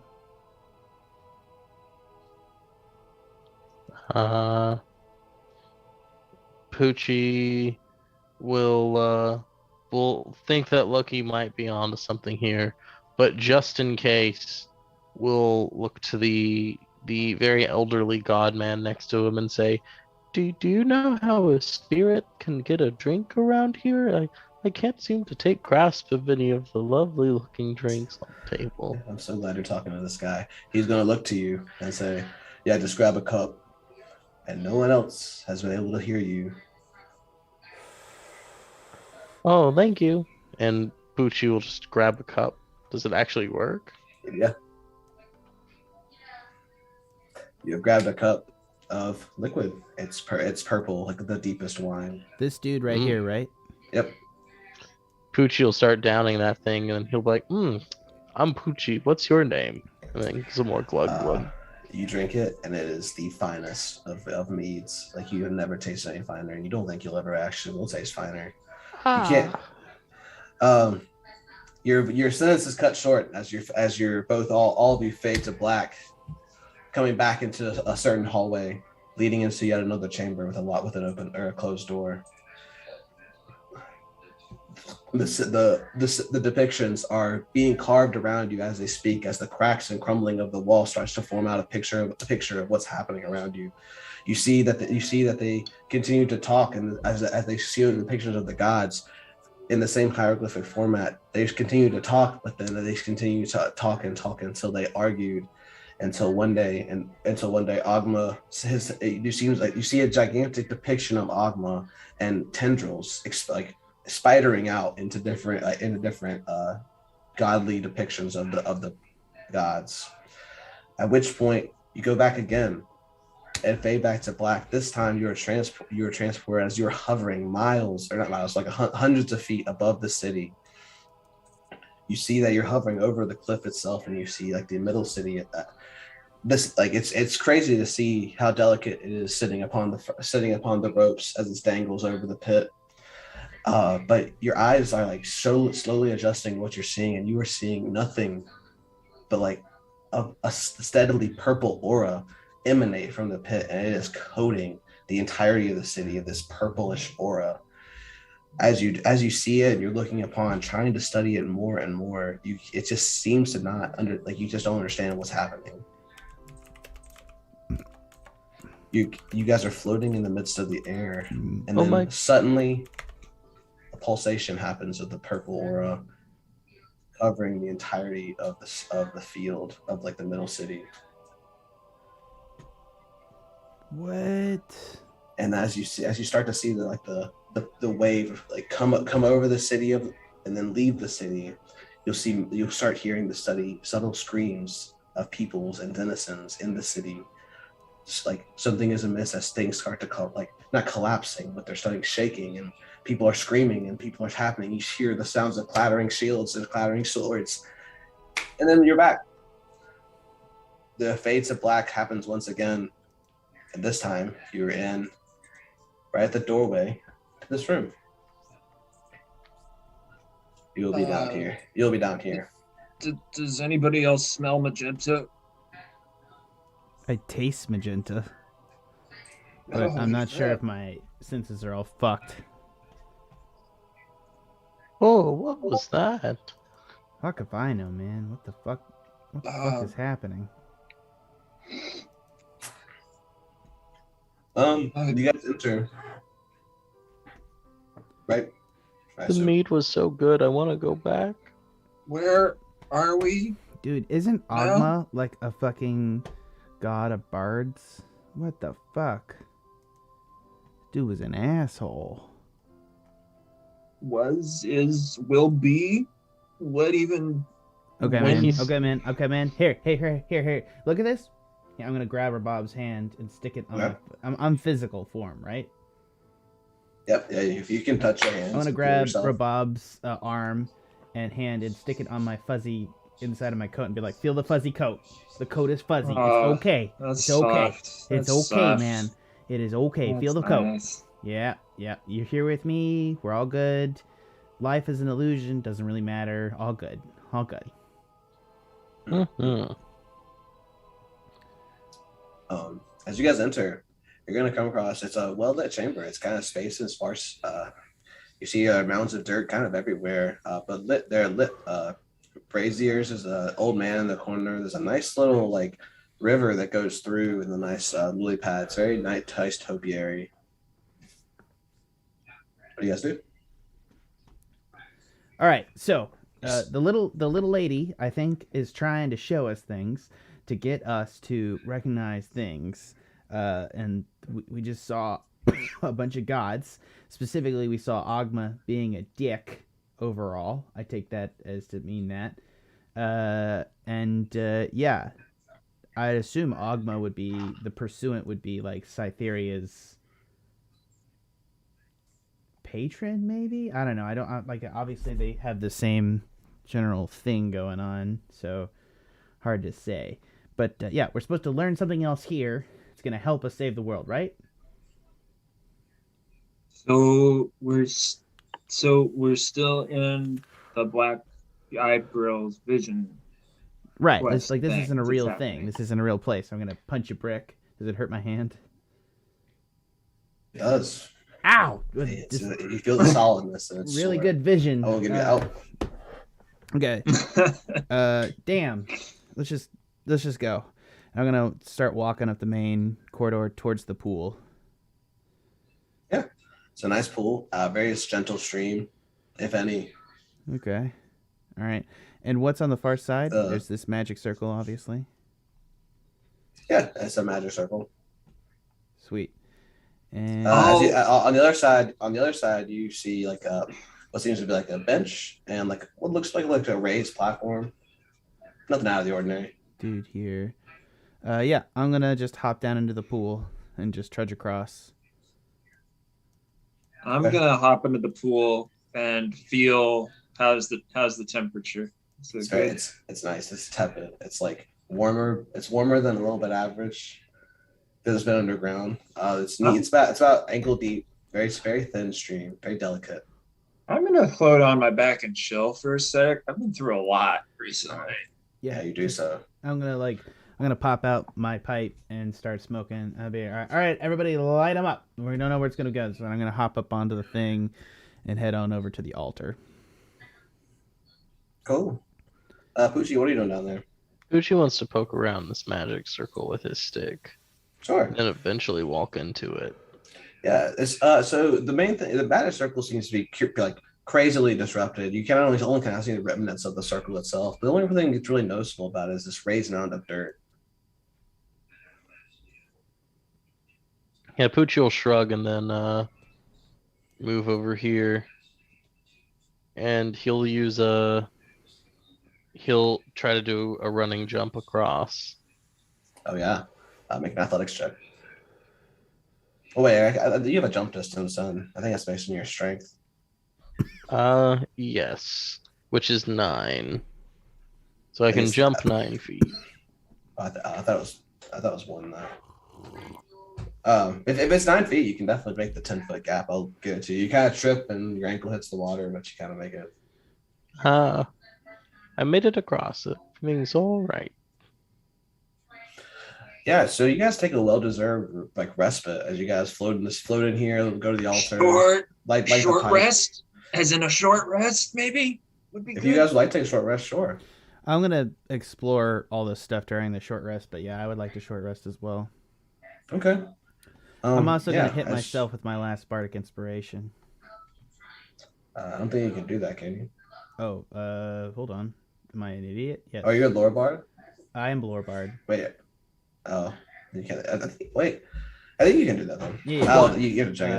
A creature Perfect. other than yourself within 60 feet. Yeah, so I can't do that to myself. I think there's a secondary ability. I don't know where it is. So I'm not gonna say I can. Okay. Well, if you can, if you find it while we're during the short rest, I'll let you have it. Well, either way, so you guys, if you'd like to, I do a song of healing actually. So. Oh, perfect. So you guys, as you're taking a short rest, the Song of Healing is great. It's perfect. You guys are able to take a short rest and take the extra D6 of healing if you use hit dice.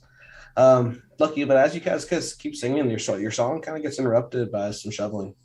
That's something out of the ordinary. You don't really take too much attention to it. I see the man in this vision who's, a person, and I still figure we're in a vision. I don't know if we're never not in a vision anymore.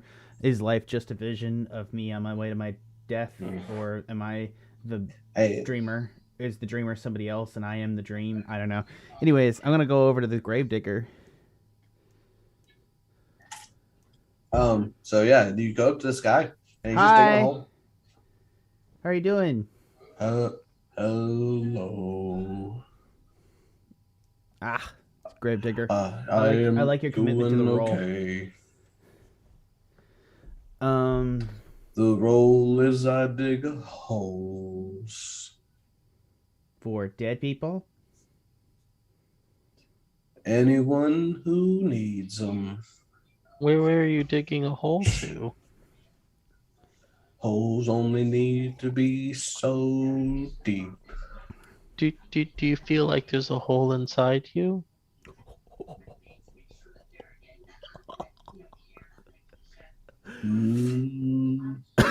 Not sure. Because it's not digging that'll fill that hole. It's wholesome relationships with people in a support network that'll help fill that hole. And even then, it'd be hard. Stop digging. Is somebody abusing you? Are you in an abusive relationship? Digging. Do you want a drink? No, thank you. I look at his shovel. I believe the gravedigger shovel is like a blade a little bit. It's a shovel, but it's also a blade. It's really nice. Is he holding the gravedigger shovel? Yeah, from the blacklist, you guys are able to see that it is in fact the gravedigger shovel. The same, in fact, item. From a cursory glance.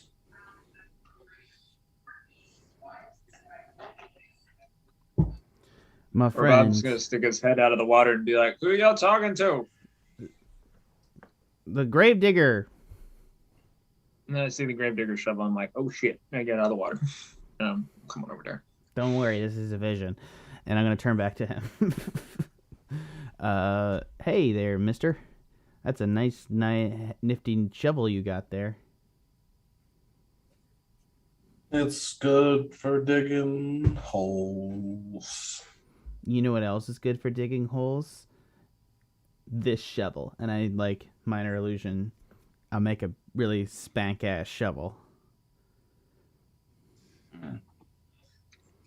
He's gonna like not even look at it and say, "No, thank you." Okay. As he seems to have reached a pleasurable depth, and then he's gonna take this sack that he was holding to his side and just dump something in there. He's gonna start filling it. Nothing out of the ordinary. What What's did that he you dump? got there? What did he dump? Do you want to look at it? Yeah, let's look at it. Yeah. So you look into it and see like the bag has ripped a little open from the chest, and you see a skull. It's missing 2 teeth. Oh dear, who is he? I'm going to take out Someone the gold who teeth. just came. I'm going to take out the gold teeth that were in that other box and hold them out. And he's like, is he missing these? He's not missing them. Well, he can't because he's They dead. were just with his stuff. Did you put that stuff in those boxes? Yeah. Why'd you do that? It's their last possessions. Did you kill him? Yeah. Why'd you kill him? You need to put something in a hole. Are you going to try to put us in a hole? I'll stop shoveling. Look at you guys. 3 holes it is. Oh my god. All right. I'll give him ideas. Oh dear. Is Is this one of those initiative moments, Tanner? No, hold on. Well, I Depends mean, if you guys want to attack. no, I'm gonna be like, we'll get back to you in a second. We'll get ready for our holes, okay? Okay. All right, I'm gonna come over here and be like, okay, that dude is crazy, and yeah, I think we gotta kill him. You guys want to murder him? Not particularly. He What seems is that like a gonna nice accomplish? person, other than the fact that he killed people. But I mean, weren't those people that came here to kill him? Well, okay. Here's Where the is thought he? process. Dude? I don't know. He's probably possessed by the shovel. to be Where honest is he? with you. He's like behind us over there. We're like huddling. He's like, I mean, he's either possessed by the shovel or something, and it's like he just murdered a bunch of people who came to get the shovel, and we need to get the shovel. And you know, I don't mean to steal something off an old guy that we're just gonna like kill in the night, but at this point, clearly something supernatural is going on here. So I'm gonna use heat metal. I'm gonna heat up the shovel so he has to drop it, and then we'll just grab it and run away. Maybe we can just ask him for the shovel politely. He said no. I mean, he's gonna say no. Let's just be prepared for what's gonna happen. Am I wrong here? I feel like Okay. I feel no. I seriously, Pooch. If you think that we should just ask him straight out, I mean, I could try to convince him. He just seems like a reasonable person. No, it's the opposite. Hey, isn't this mission that the guys sent us on like called the Gravekeepers shovel? Like we need to get the shovel. Yeah. Like the shovel's our goal. So, you know, and if it's a shovel and he was a regular gravekeeper, but that's clearly not. He's some supernatural embodiment of death itself. So, you know, I don't know. I mean, were his hands bare and he's wielding a black blacklist item like it's nothing. And that's kind of bad. Yeah. Well, he's also just murdered a kind bunch of of a people. bad Somehow vibe. defleshed the bones, which we haven't even dealt with the fact that it's like, that was a person not that long ago, and he's peeled all the flesh off of it and is now burying the bleached bones, which usually only happens after a bone is buried. So, I'm very clearly this is a supernatural dude who's gonna be hard to kill. So we should, just come prepared. You know what I mean? Yeah, I think better to be safe than sorry. I'm not convinced he's killed all those people, though. He seems like he's just kind of saying yes to everything. He seems kind of out of it. Like you're saying, like he's possessed or something. I mean, I think it's clearly that he's possessed, but if and that's the case, he might be able to put up a fight. We should just separate him from the shovel as quick as possible, right? Yeah, you cast heat metal, and then I'll cast entangle on him, maybe. Oh, yeah. And then Pooch, you can grab the sword and run. With the shovel. Okay. The shovel. Grab the shovel. Don't grab. the sword. shovel. Yeah, if he drops that it. has a blade on it. Right. Yeah. Also, the heat metal, that might be a problem because entangle can light on fire, right? What? I believe that entangle, if it's lit on fire, gets out of that, and the heat metal is hot, so it does fire damage, and if we may just be building a bomb here. That's new information to me. I mean, the vines are organic. Yeah. They are flammable. Yeah, but, I think if you fire them, they go away. So let's just do this. Are you ready? So you do heat metal, and I do entangle, or no? You hit entangle first. Let's go in order. You entangle, I heat metal, Poochi runs in. Sound good? Sounds good. All right. Sounds good. Yeah, you, this Pooch? is like a prepared action. Okay, team, huddle, break. Sounds Ready? good. This is the most coordinated we've ever been. Hey, we murdered those people with phantasmal force that one time. Come on. All right. Didn't require coordination. That was all me. I'll treat this all as I would like y'all to roll initiative, and you'll all get a surprise round. So roll them initiatives. Clicking my token, clicking my token, clicking my token, initiative. Fuck me. Sorry. I'll give you the 21. Thanks, man. I really appreciate that. Okay. Man, I sang that little song and you still forgot to do it. Is that what just happened? No, old Jack. I did, yeah. Ouch, dude. Jesus.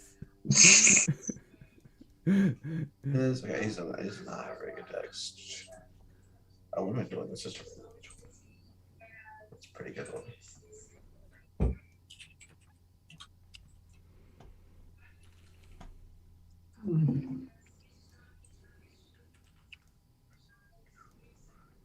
Okay. First on initiative. Oh, you guys all get a surprise round. So go with Lucky first, or however you guys want to do. It's going to be arrange your actions. Rabab first is going to cast entangle. I'll go first. Okay. All right. Well, I guess to be surprised that heat metal and entangle could come in reverse order, right? Right. Okay. Entangle. So, just to pass a strength save of 15. Oh. Against my spell save DC. He fails. Yeah. All right. He is restrained and can use his action to make a strength check against my spell save DC. Okay. Done. He is restrained. Lucky. All right. I'm casting heat metal upscaled with a 3rd level spell slot, which means that the shovel just instantly bursts into flames. Right. Oh, okay. Nice. Now I see what you mean. Yeah.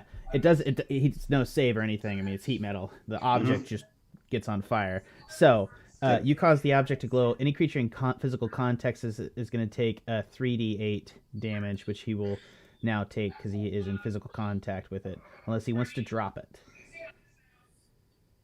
Okay. Yeah, he does not want to drop it. Yeah. He will take the damage. Straight up.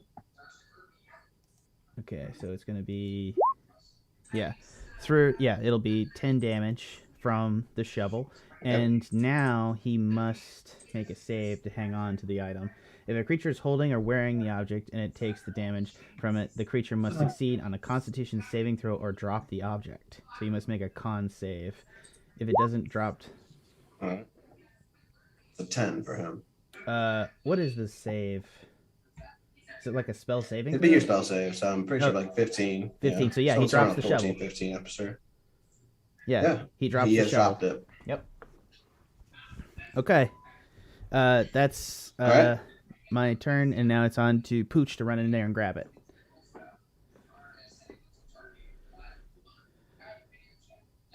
Poochi, yeah.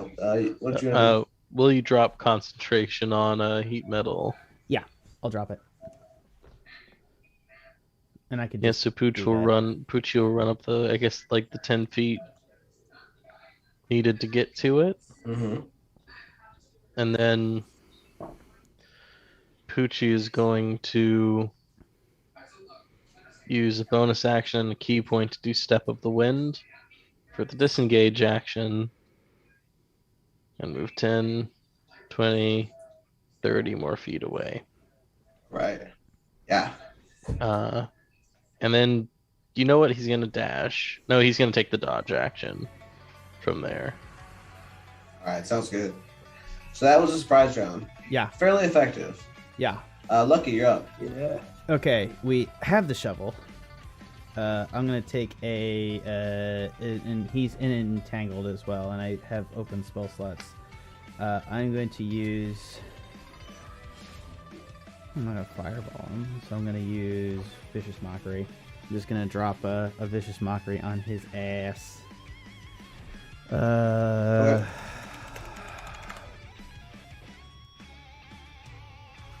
So wisdom save?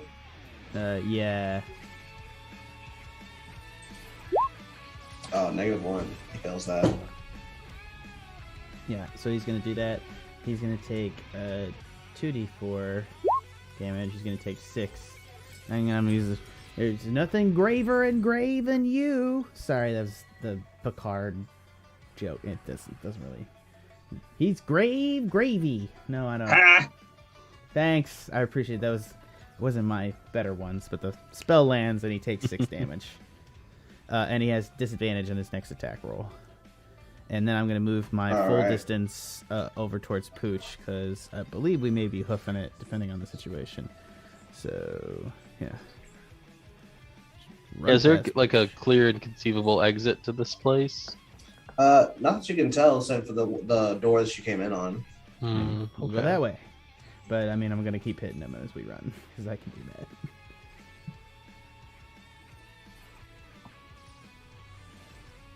Okay. That it for Lucky? That's it for Lucky. It's the Gravedigger's turn. Yeah, he's going to be restrained. So first off, he's going to try to break the entangle with a strength saving throw on his turn. So I believe he just needs to pass 15, correct? That'd be your spell save, so yeah. Yeah. That's so 20. So I think he gets out of it with that. Yep. All right. He's going to take the vines, stretch them apart. He's actually really physically strong. But as he the vines kind of crumble away around him, he's gonna look at you guys have the shovel over here, and you're gonna see him kind of just really rapidly spin and then burrow into the ground. Oh no. Shit! We gotta go for Pooch. Watch out! That'll be it for his turn. Poochi, you're up. Has he left behind a hole that we could follow him into? Yeah, it seems to be like a hole, like a semblance of a hole, but it's really loose dirt. Pretty sure we're gonna find out where he is in 2.5 seconds here. Poochie is just gonna he's gonna take a defensive stance. So take that dodge action. He's gonna move next to his buddies and just get in a kind of a ready defensive position. Okay. All right. That'll be it for Poochi. Rabab, you're up.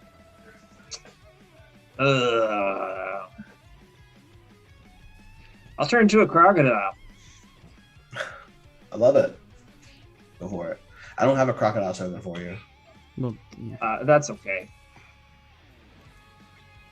I'll make you bigger though. If you're a crocodile, I think you're large, right? He is, yes. I am. This does not say how large I am. Yes, large beast. Yeah. Large.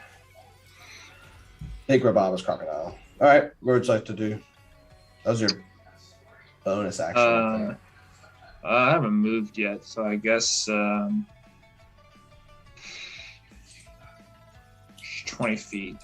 I'll move over to my buds. Don't be afraid of my teeth. I'll move. Where's that one? I'll move close to the water, actually, over here. Makes sense. Makes sense. All right. At the bottom of initiative, there are going to be like some rumblings from the sides of these loose mounds in the corners, and you'll hear at least that these undead are going to come from the ground. What?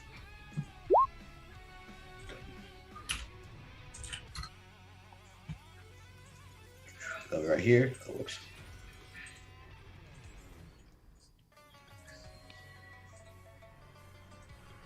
Seem to be from where all the loose fragments of the magic circles were. But that'll be their turns getting up. Lucky, you're up again. Back at top initiative. Yeah, shit. I'm gonna run over and hop on Bob's back. Just like literally straddle the alligator, just front ass over tea kettle. Yeah, Steve Irwin style. Yeah, and I'm just gonna let out a mighty roar. This pleases me. Roar! I'm going to fiercely play my guitar in their general directions. And yes, or whatever crocodiles do. now we have our beer bottle label. I'm just saying, like an excellent, like it's just like the side of a van, you know. Okay, I'm literally riding a crocodile, playing a guitar, and you know, Lucky's been pretty grumpy this entire time since all the shit that went down, and at this moment he just feels very whole, and it's cool. And it's like, to the river! Nothing says Rabab's big trunk stout like crocodile in a bar of a crocodile. Exactly. Is there anything on the skeleton that's metal? From what you're looking at, seems like they have very rudimentary weapons. Yes. Okay. It seems to be a short bow though, so only arrow tips that are metal.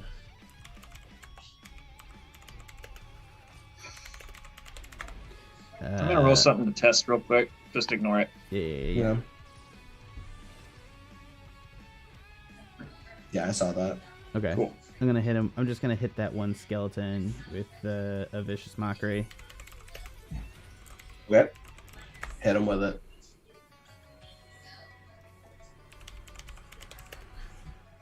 Sorry.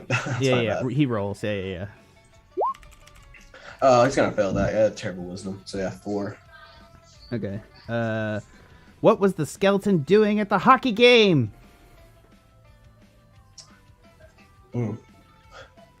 Driving the Zamboni. He's gonna you see the skeleton cradle his cranium. Yeah, he's like, broke his brain. Nice. All right, 2d4. He takes The crocodile shakes its head violently. 8 psychic damage. It's a Zamboni, and I smack the crocodile's ass. Wherever the ass Fuck is. is a Zamboni.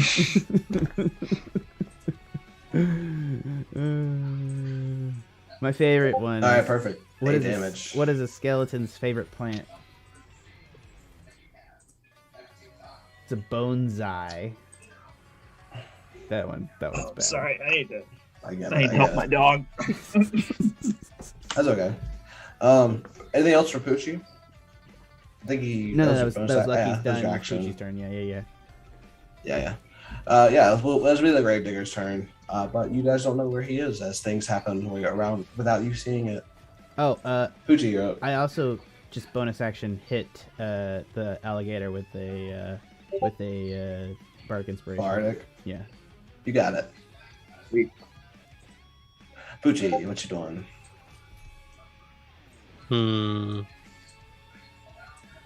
Poochie is going to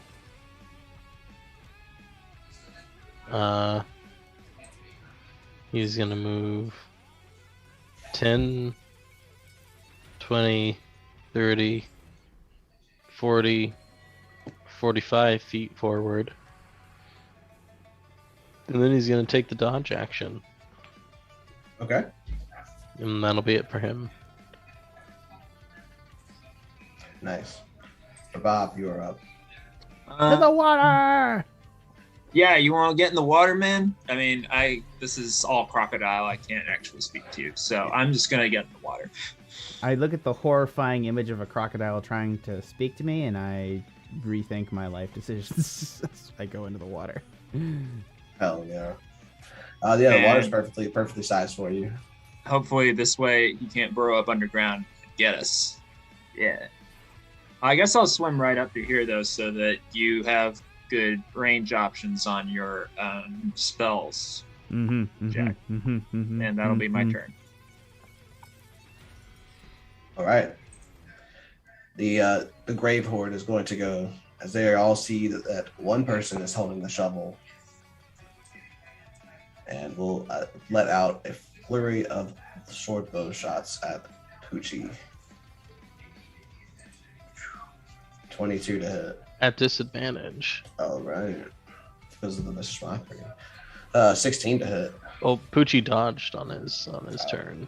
Okay. But yeah, the vicious mockery would help there too. So 16 then. Alright, his AC is 17. Oh, nice. You dodge. They only have one attack, but this one is, let's see, the short bow range is what, 80 feet? Nice.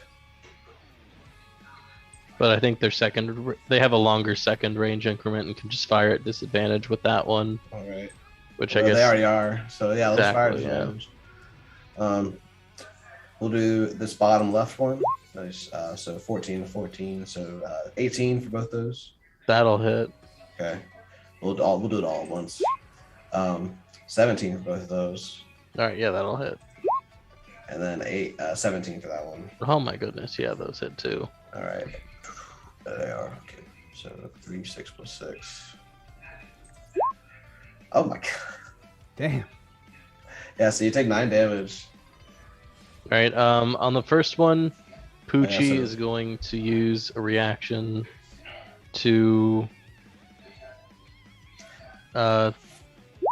deflect missiles. Oh yeah, so the first one was 3 damage, so yeah, you can totally deflect that.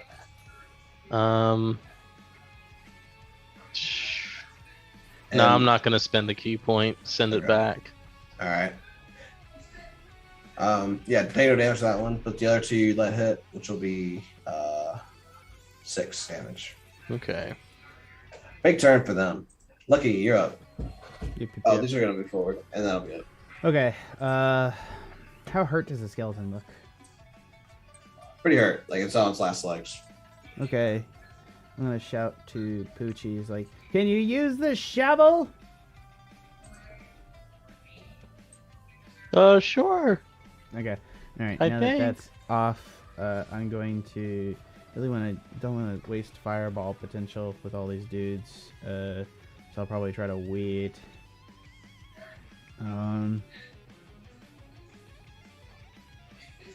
You're still on top of me, right? Yeah, I'm on top of you. Just for the... Gotcha. Yeah. I'm gonna hit him with vicious mockery again Sick. because make a wisdom save. Why not? It's going to be 14. That'll fail. And he's gonna take the full hatred of vicious mockery, 6 damage. So not that much. Oh, 6? And then yeah. I'm gonna. So you actually you see a skull crack. Oh, sweet! Thank God. It was like rock'em. Actually, no. I have do a bone skeleton joke. Who won the skeleton beauty contest? Nobody. Who? Got it. Nobody. Yeah. What did one skeleton say to Good the other one. skeleton? You're dead to me. Okay, we're done. this part of the Oshas. I've got a quote. Anything else for Lucky? No, I'm good. Okay. Did you actually use All right, my that's gonna be the bardic Gravedigger. inspiration, Rob? No, you haven't. So it's all good. No, I haven't had anything to use it on yet. All right. You'll finally see on the Gravedigger's turn, he will pop out, not in the place you expected, but he'll be right next to one of his friends, the undead. He'll grasp it in one hand with a mighty heave, grab it by the neck, and then essentially he'll like whisper in his ears, or lack of thereof, as some kind of seeping energy is siphoned from him into the Gravedigger himself. The skeleton will then crumble into dust, while the wounds that were inflicted on him by the vicious mockery and the heat metal seem to fade away. Damn. But only just slightly.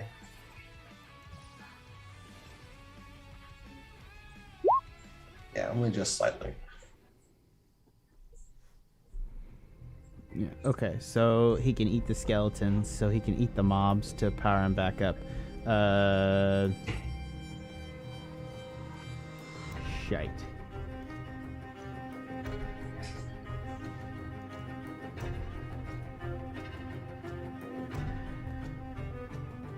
That's all right. That'll be a first turn.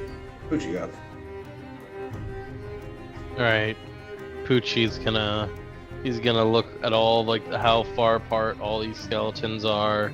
He's gonna oh boy, just with all the running about he's going to be doing, and he's gonna move 45 feet to get over here.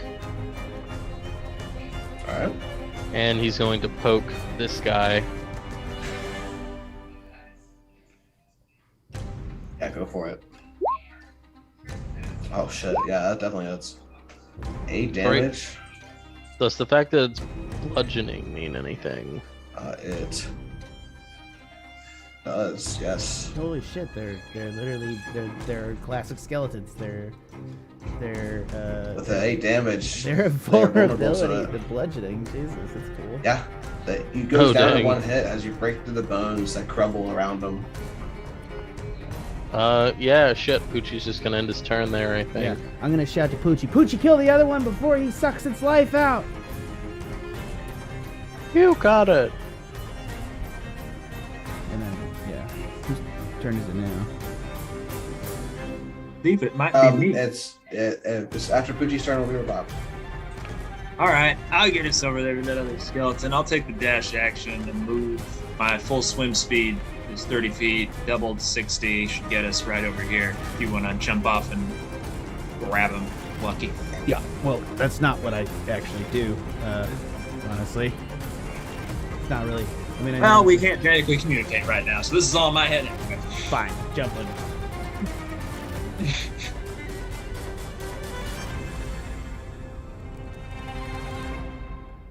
Good. Lure him over here with a song, and I'll snap him up. I believe it's the Grave Horde's turn, right, as I come into combat range. Oh, didn't think about that.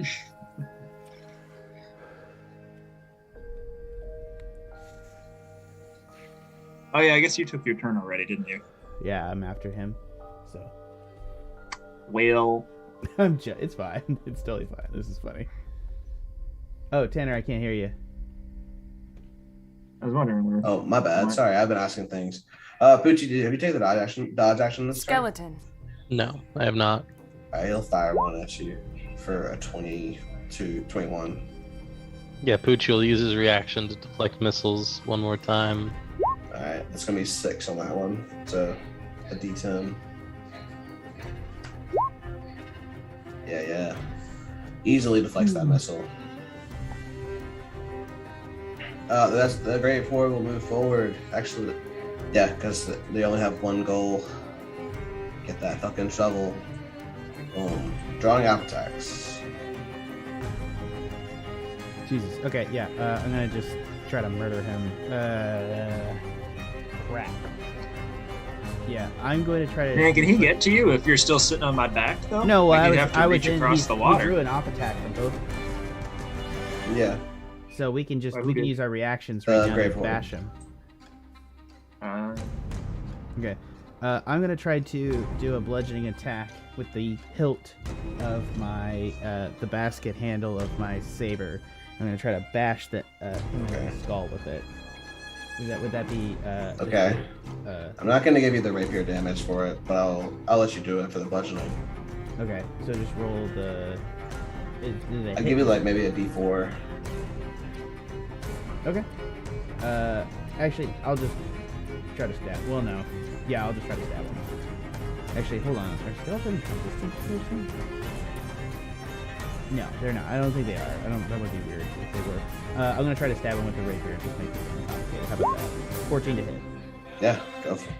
14. That definitely hits. Okay. Roll the damage. 4 piercing. 4. That is yeah. bad. That's I mean that's a 1 on the die. So yeah. Yeah, he is hurt, Okay. but but only slightly. Crunch him, Rabab! Yeah, Rabab, you got an out attack as well. And you can. Oh yeah, we're going crunch. And I also think you have like some sort of grab, Yes. so you can keep him from running away. It's my one attack actually, so I will use that.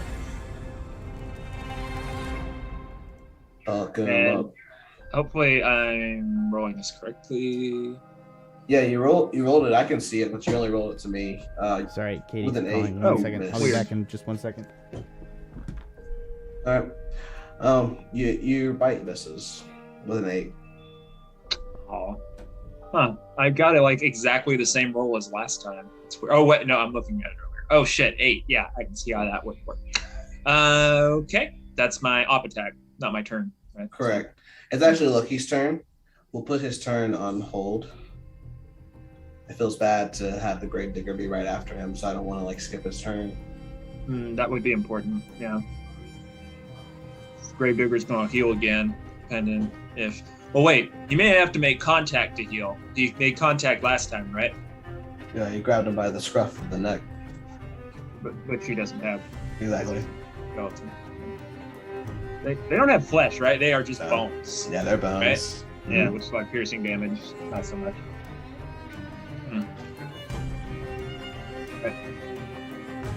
Well, As you guys have looked out into each of these ones, you'll notice that like some of them have like were like smaller and fish looking, seem to be like the bones of children or bones of women and men.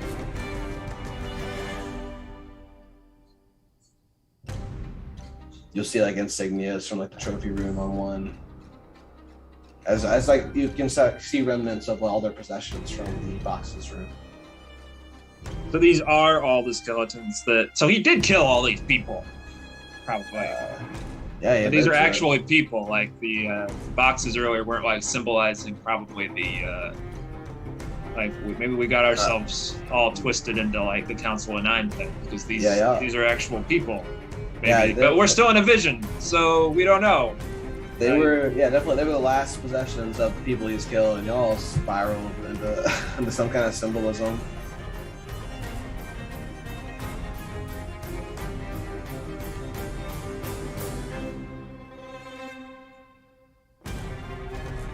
If he's not back in a minute, we're just gonna turn.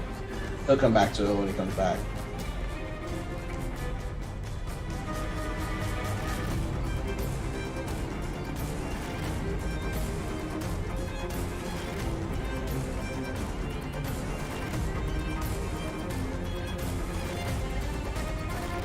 Hope the bug's okay.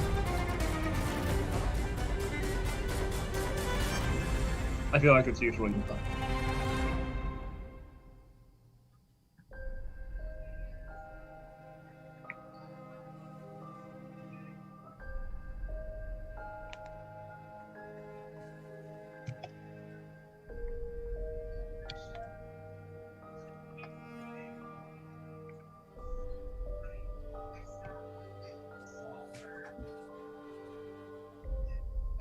What's going through Poochi and Rabab's head right now?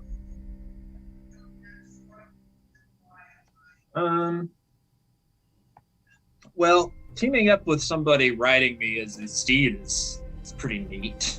I'm pretty okay with it. It feels pretty awesome. Kind of reminiscent of the horse duo you guys had on the bridge. Yeah. Did we all ride me as a horse? Did that happen? Did I forget that? Yeah, Poochie did in the first episode. Oh yeah, we were like saving people. Mm-hmm. Yeah. Briefly. Or maybe it was Sorry, Lucky guys. that did. No, I think it was you, Poochie. Because Lucky was on the other side. Lucky, it's your turn. Sweet. Sorry about that. Okay, so... I didn't. My bite attack missed. I didn't get the dude. Alright, so he's over My off there. attack. The Gravedigger's going to come after me, so he's going to try to kill him, so I'm going to try to hit the skeleton one more time with a Vicious Mockery. Go for it. That's I don't know why I said go for it. It's me you guys to roll. The 12. Alright, why do skeletons eat spicy food? Why? Why don't skeletons eat spicy food? Why? Because they don't have the stomach for it. Oh, the skeleton will like curdle over. What's the damage? Really bad jokes, ahoy. Anyways, 4 damage. 4. And just 4 earlier? Yeah. He is very hurt. Anything else, Lucky? No, I'm good. Alright. It'll be the Gravedigger's turn. He looked at his like that Poochie is the one still holding the shovel. He'll go back underground. Watch him do that. Okay. Poochie, you're up. Alright, Poochie is going to move towards this skeleton to finish it off. 15, 25, 35, 40. And Poochie will use his quarterstaff.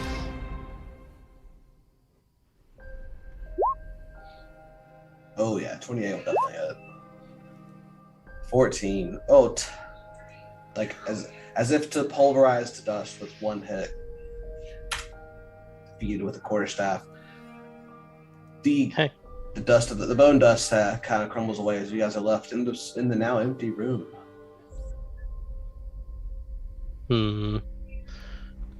Poochie will look to the others with, he still has the shovel in hand, and he says, "Should I do something with this? I don't know." I'm just gonna shout, "Poochie, watch out!" Anything else for Poochie? No, that'll be it. Rabab. Crocodile Rabab. Yeah. No, it's my turn. Mm. There's only the main dude left, right? Where is he? He is Fuck, underground. He's underground. Shit. Lucky, are you still riding me? Are you still on top of me, Jack? Yeah, I'm riding you. I'm having a good time.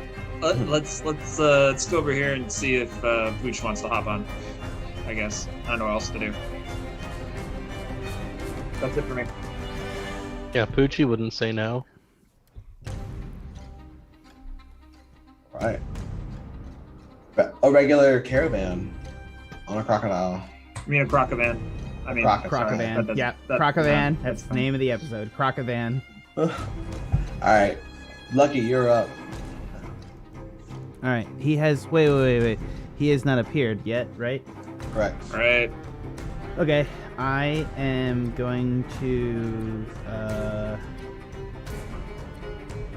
ready an action. I'm holding an action to cast Tasha's Hideous Laughter on him if he pops up. No, I'm not gonna do that actually. Fuck that. We got it. Oh, you know what I should have done? Like held an action or something. Exactly. I'm going to hold an action for Vicious Mockery when he appears, and I get line of sight to trigger that. You got it. Sweet. Anything else? No, and I'll just be holding that action from his back, so anytime he's near that at all. You got it. The Gravedigger will suddenly reappear but not fully out of the open, as he will just appear underneath Rabab and attempt to grab him by the ankle or by the crocodile leg. Does this count as an attack for Sentinel? It does. Well, that's a grapple. It's a good grapple, so yeah, two attacks still out. So yeah. Yeah, that's still a grapple. Yeah, and then also your vicious mockery triggers as well. So you need to make a DC Right, 15. Poochi will wisdom. try. Yeah, I'm getting that. I feel like Gandalf 4, for this thing. and then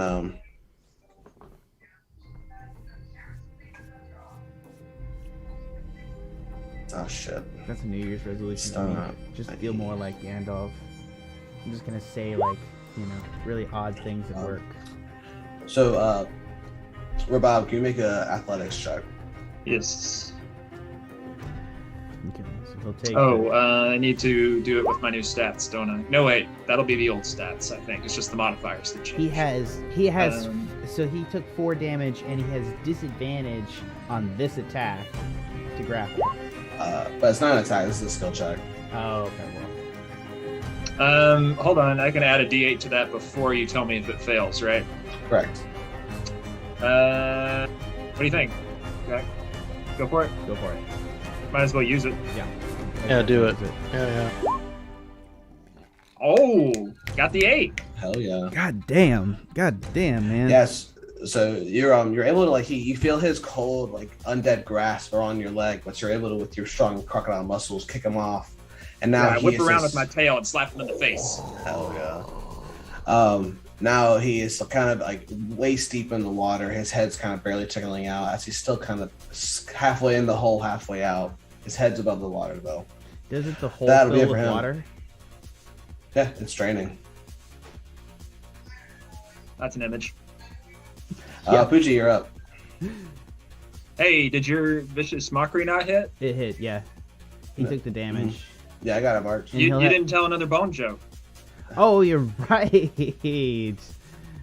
Oh, and did my 18 sentinel attack hit him? I did. Sorry, I thought you were roll the damage. Yeah, Okay. go ahead, please. Poochie's gonna try and stun on this fuck one. yeah. 10 damage, and it's a con. 24. Oof. All right. So Poochie is just gonna start quarterstaffing. Go for it. Lucky's joke, by the way, for this was just, he's just like, fuck you, numbskull. No, okay. That's a good one. Yeah. Oh, yeah. Both those 26 hit. And Poochie will try to stun on the first. Okay. 28. And he'll try to stun on the second. 26. Tanner, Oh, can you jeez, send alright. my character to the front? Just so I'm on top of Bob. Sure. And then Poochie is going to spend a key point to Flurry of Blows. So you can make 2 unarmed strikes. Oh, wait. That should have a +1 to it because I have the hand wraps, but it's hard to calculate it in D&D Beyond. For the damages? Yeah, or for the unarmed strikes. So it's not the quarterstaff is fine, but that should be a 16 to hit for the unarmed strike. Oh, you lucky duck. Yeah, it hits. All right. For 11 points of damage. Yeah. And I'll try and stun one more time. That's that's your third one this turn? Yeah. All right. Oh, Yes! Yes! Determination. Determination pays off. Yeah, Poochie's just pewing all over this guy. Yeah, so with that last strike to the chest, to the cranium, you hit him. And he's stunned. Right. Next. Anything else? I'm sorry, Poochie had one more attack from Flurry of Blows, and I made a little macro since it's harder to do the. But if he had advantage, I guess it'd be the 17 to hit for 6 points of unarmed strike damage. Yeah. So yeah, you guys to watch Poochie literally wail on this guy, and he's just stumbling to his feet in this water. Rabab, you're up. I'm gonna bite him. Fuck yeah, in the water too, no less. Pooch's like, he's off balance, get him. Riding this Yeah, do I- alligator to victory, do I get advantage playing or a something for guitar. It's just biting in the the water? best thing of my entire life. I just love every bit of this. Yeah, he's stunned, so advantage from that. Okay. I roll again. Yeah, so the 11 will... Wait. Yeah, the 11 will not hit. Damn. Can I use inspiration after the fact? That's a before the fact thing, isn't it? Just like anything else. Yeah. Never mind. Yeah, it is. I just really want to bite something. Yeah, it's unfortunate. You're not All right, doing with very my bonus action, I don't think I can do that. Hold on. Is anybody low on health? Nobody's that low on health. Nah, I'm yes, You good. haven't taken any He has damage. trounced this guy. Yeah, all right. I'm good. All right, Lucky, you're up.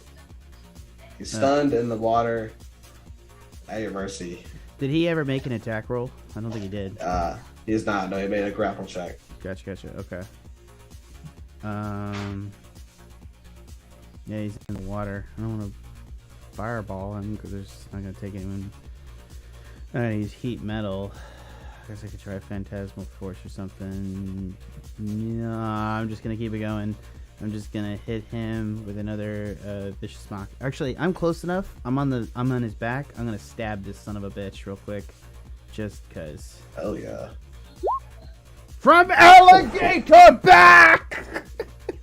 Nice. I am technically mounted. I'm just saying. Oh, I All love that it. damage, man. Oh yeah, I love it. It's gonna be good. 4. I jinxed it. Just stab him in the face. Just give him a real good drubbing across the nose. Wait, So you only got. so the attack one. roll was 26 and you hit him for 4 piercing damage? I'm not a physical what person, happened? man. Well, okay, so you can roll the dice twice. So you got a 1. You want to count the 1 twice, or do you want to roll another dice? I will roll another dice. You want to just re-roll it? Sure, I'll just take it. Nice. There it goes. So 6. All right, so 6 and 1, 7. So that's 10 damage total. Yeah, that's right. Yep. That's what I'm talking about.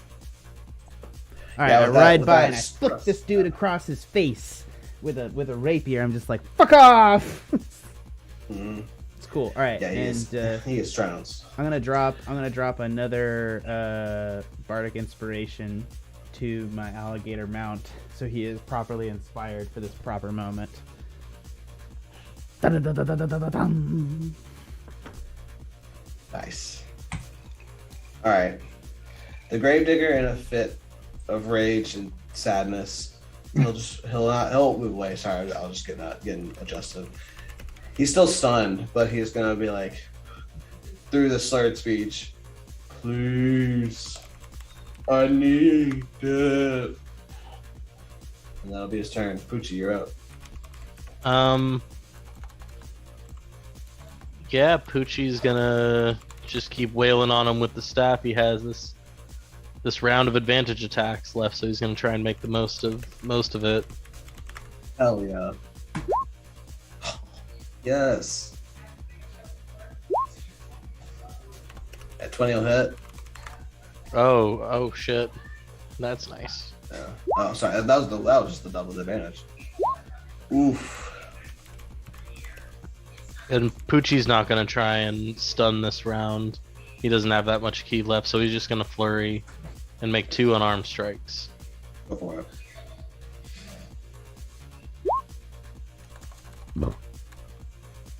So for an 18 to hit for 9 damage and a 27 to hit for 11 damage. Yeah. At that third attack, as you're wailing on him, you just feel your fist connect more viciously into him as you just hit him once and hit him with staff again, then hit him with the staff. And with the last hit, you just feel something kind of knock loose with your as it vibrates through your staff, and he crumbles and falls into the water, polluting it with his bone ash as it drains slowly into this hole he's created. Pooch will just like fall flat on his bum and go, "Ooh, with him defeated, the magic circle becomes a light from the top here. Just a lifetime view of this.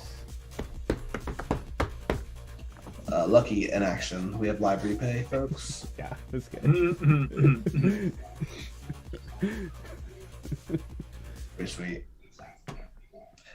Good.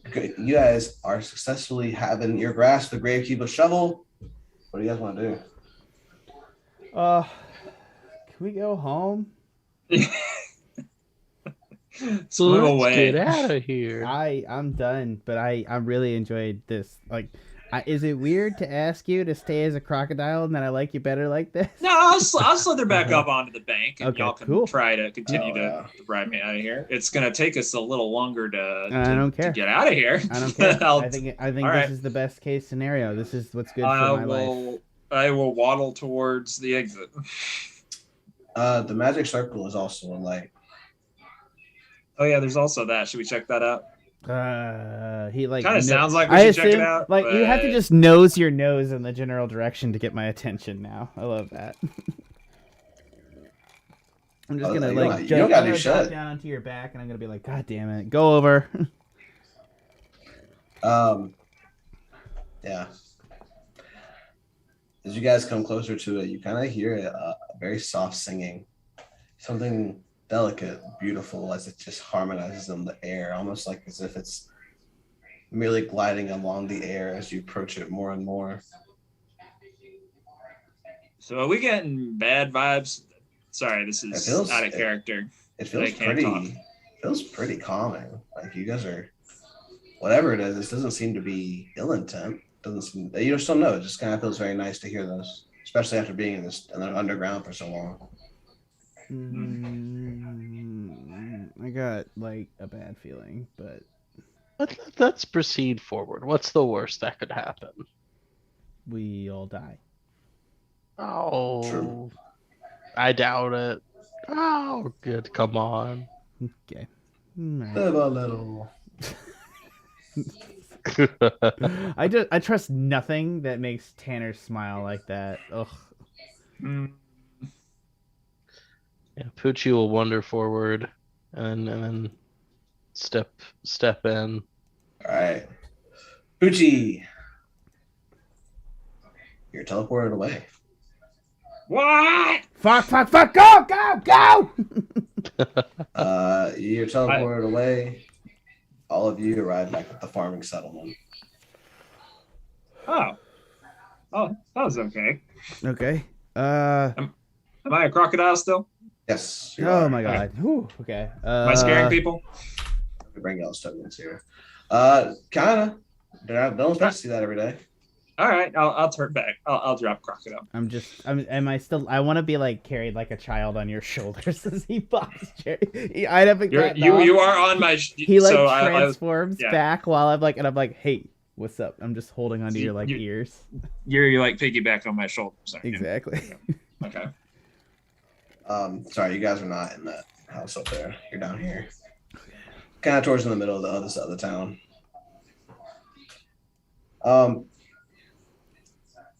You don't really know if you accomplished your goal, like what the actual people like asked the trophy room to do, which is save the cave. But you do have the Gravekeeper's shovel in your hand, which is your the ulterior goal.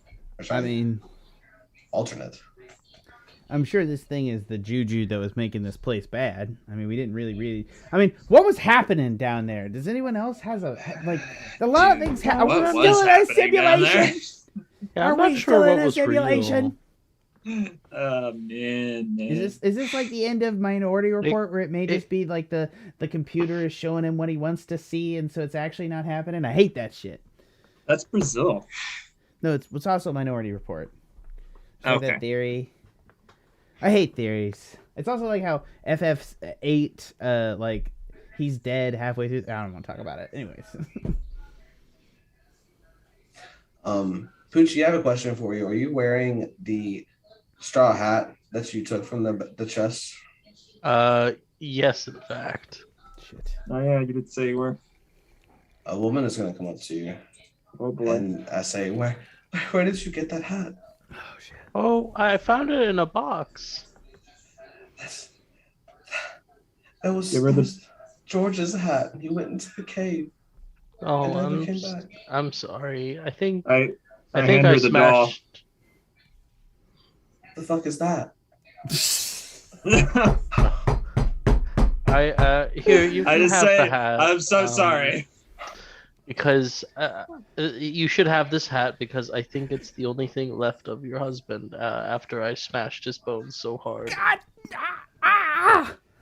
You see, The many doll of and the hat the were the same thing, right? many skeletons were animate, and we had no choice but to destroy them with extreme prejudice. Oh.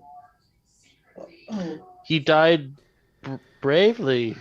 Ma'am, Yes. Oh, I thank you. want you to tell Thank you you so the much. Song of Frank. What was his name? What was George. his name?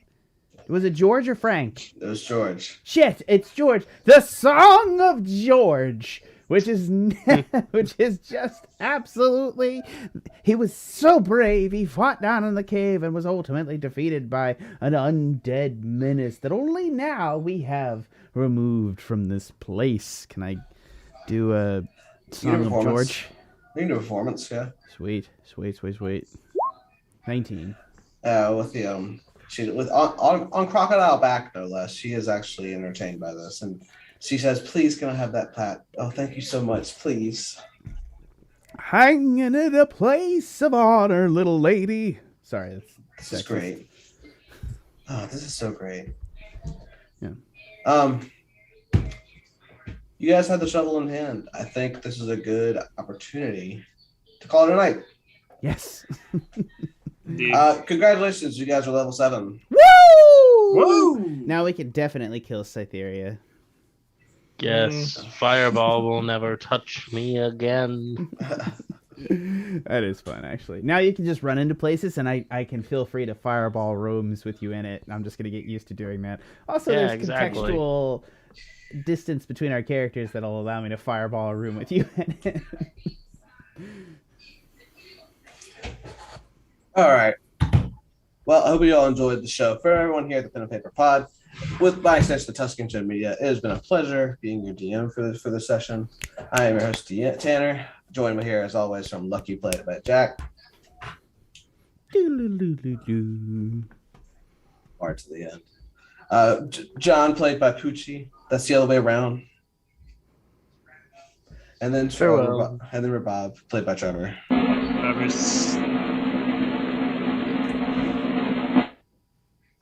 Perfect. However, crocodiles say goodbye.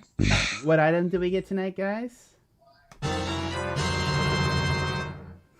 Oh, no, that's, Gatekeeper show. that was the Yeah, wrong that's one. true. Yeah, okay, yeah. We We got it.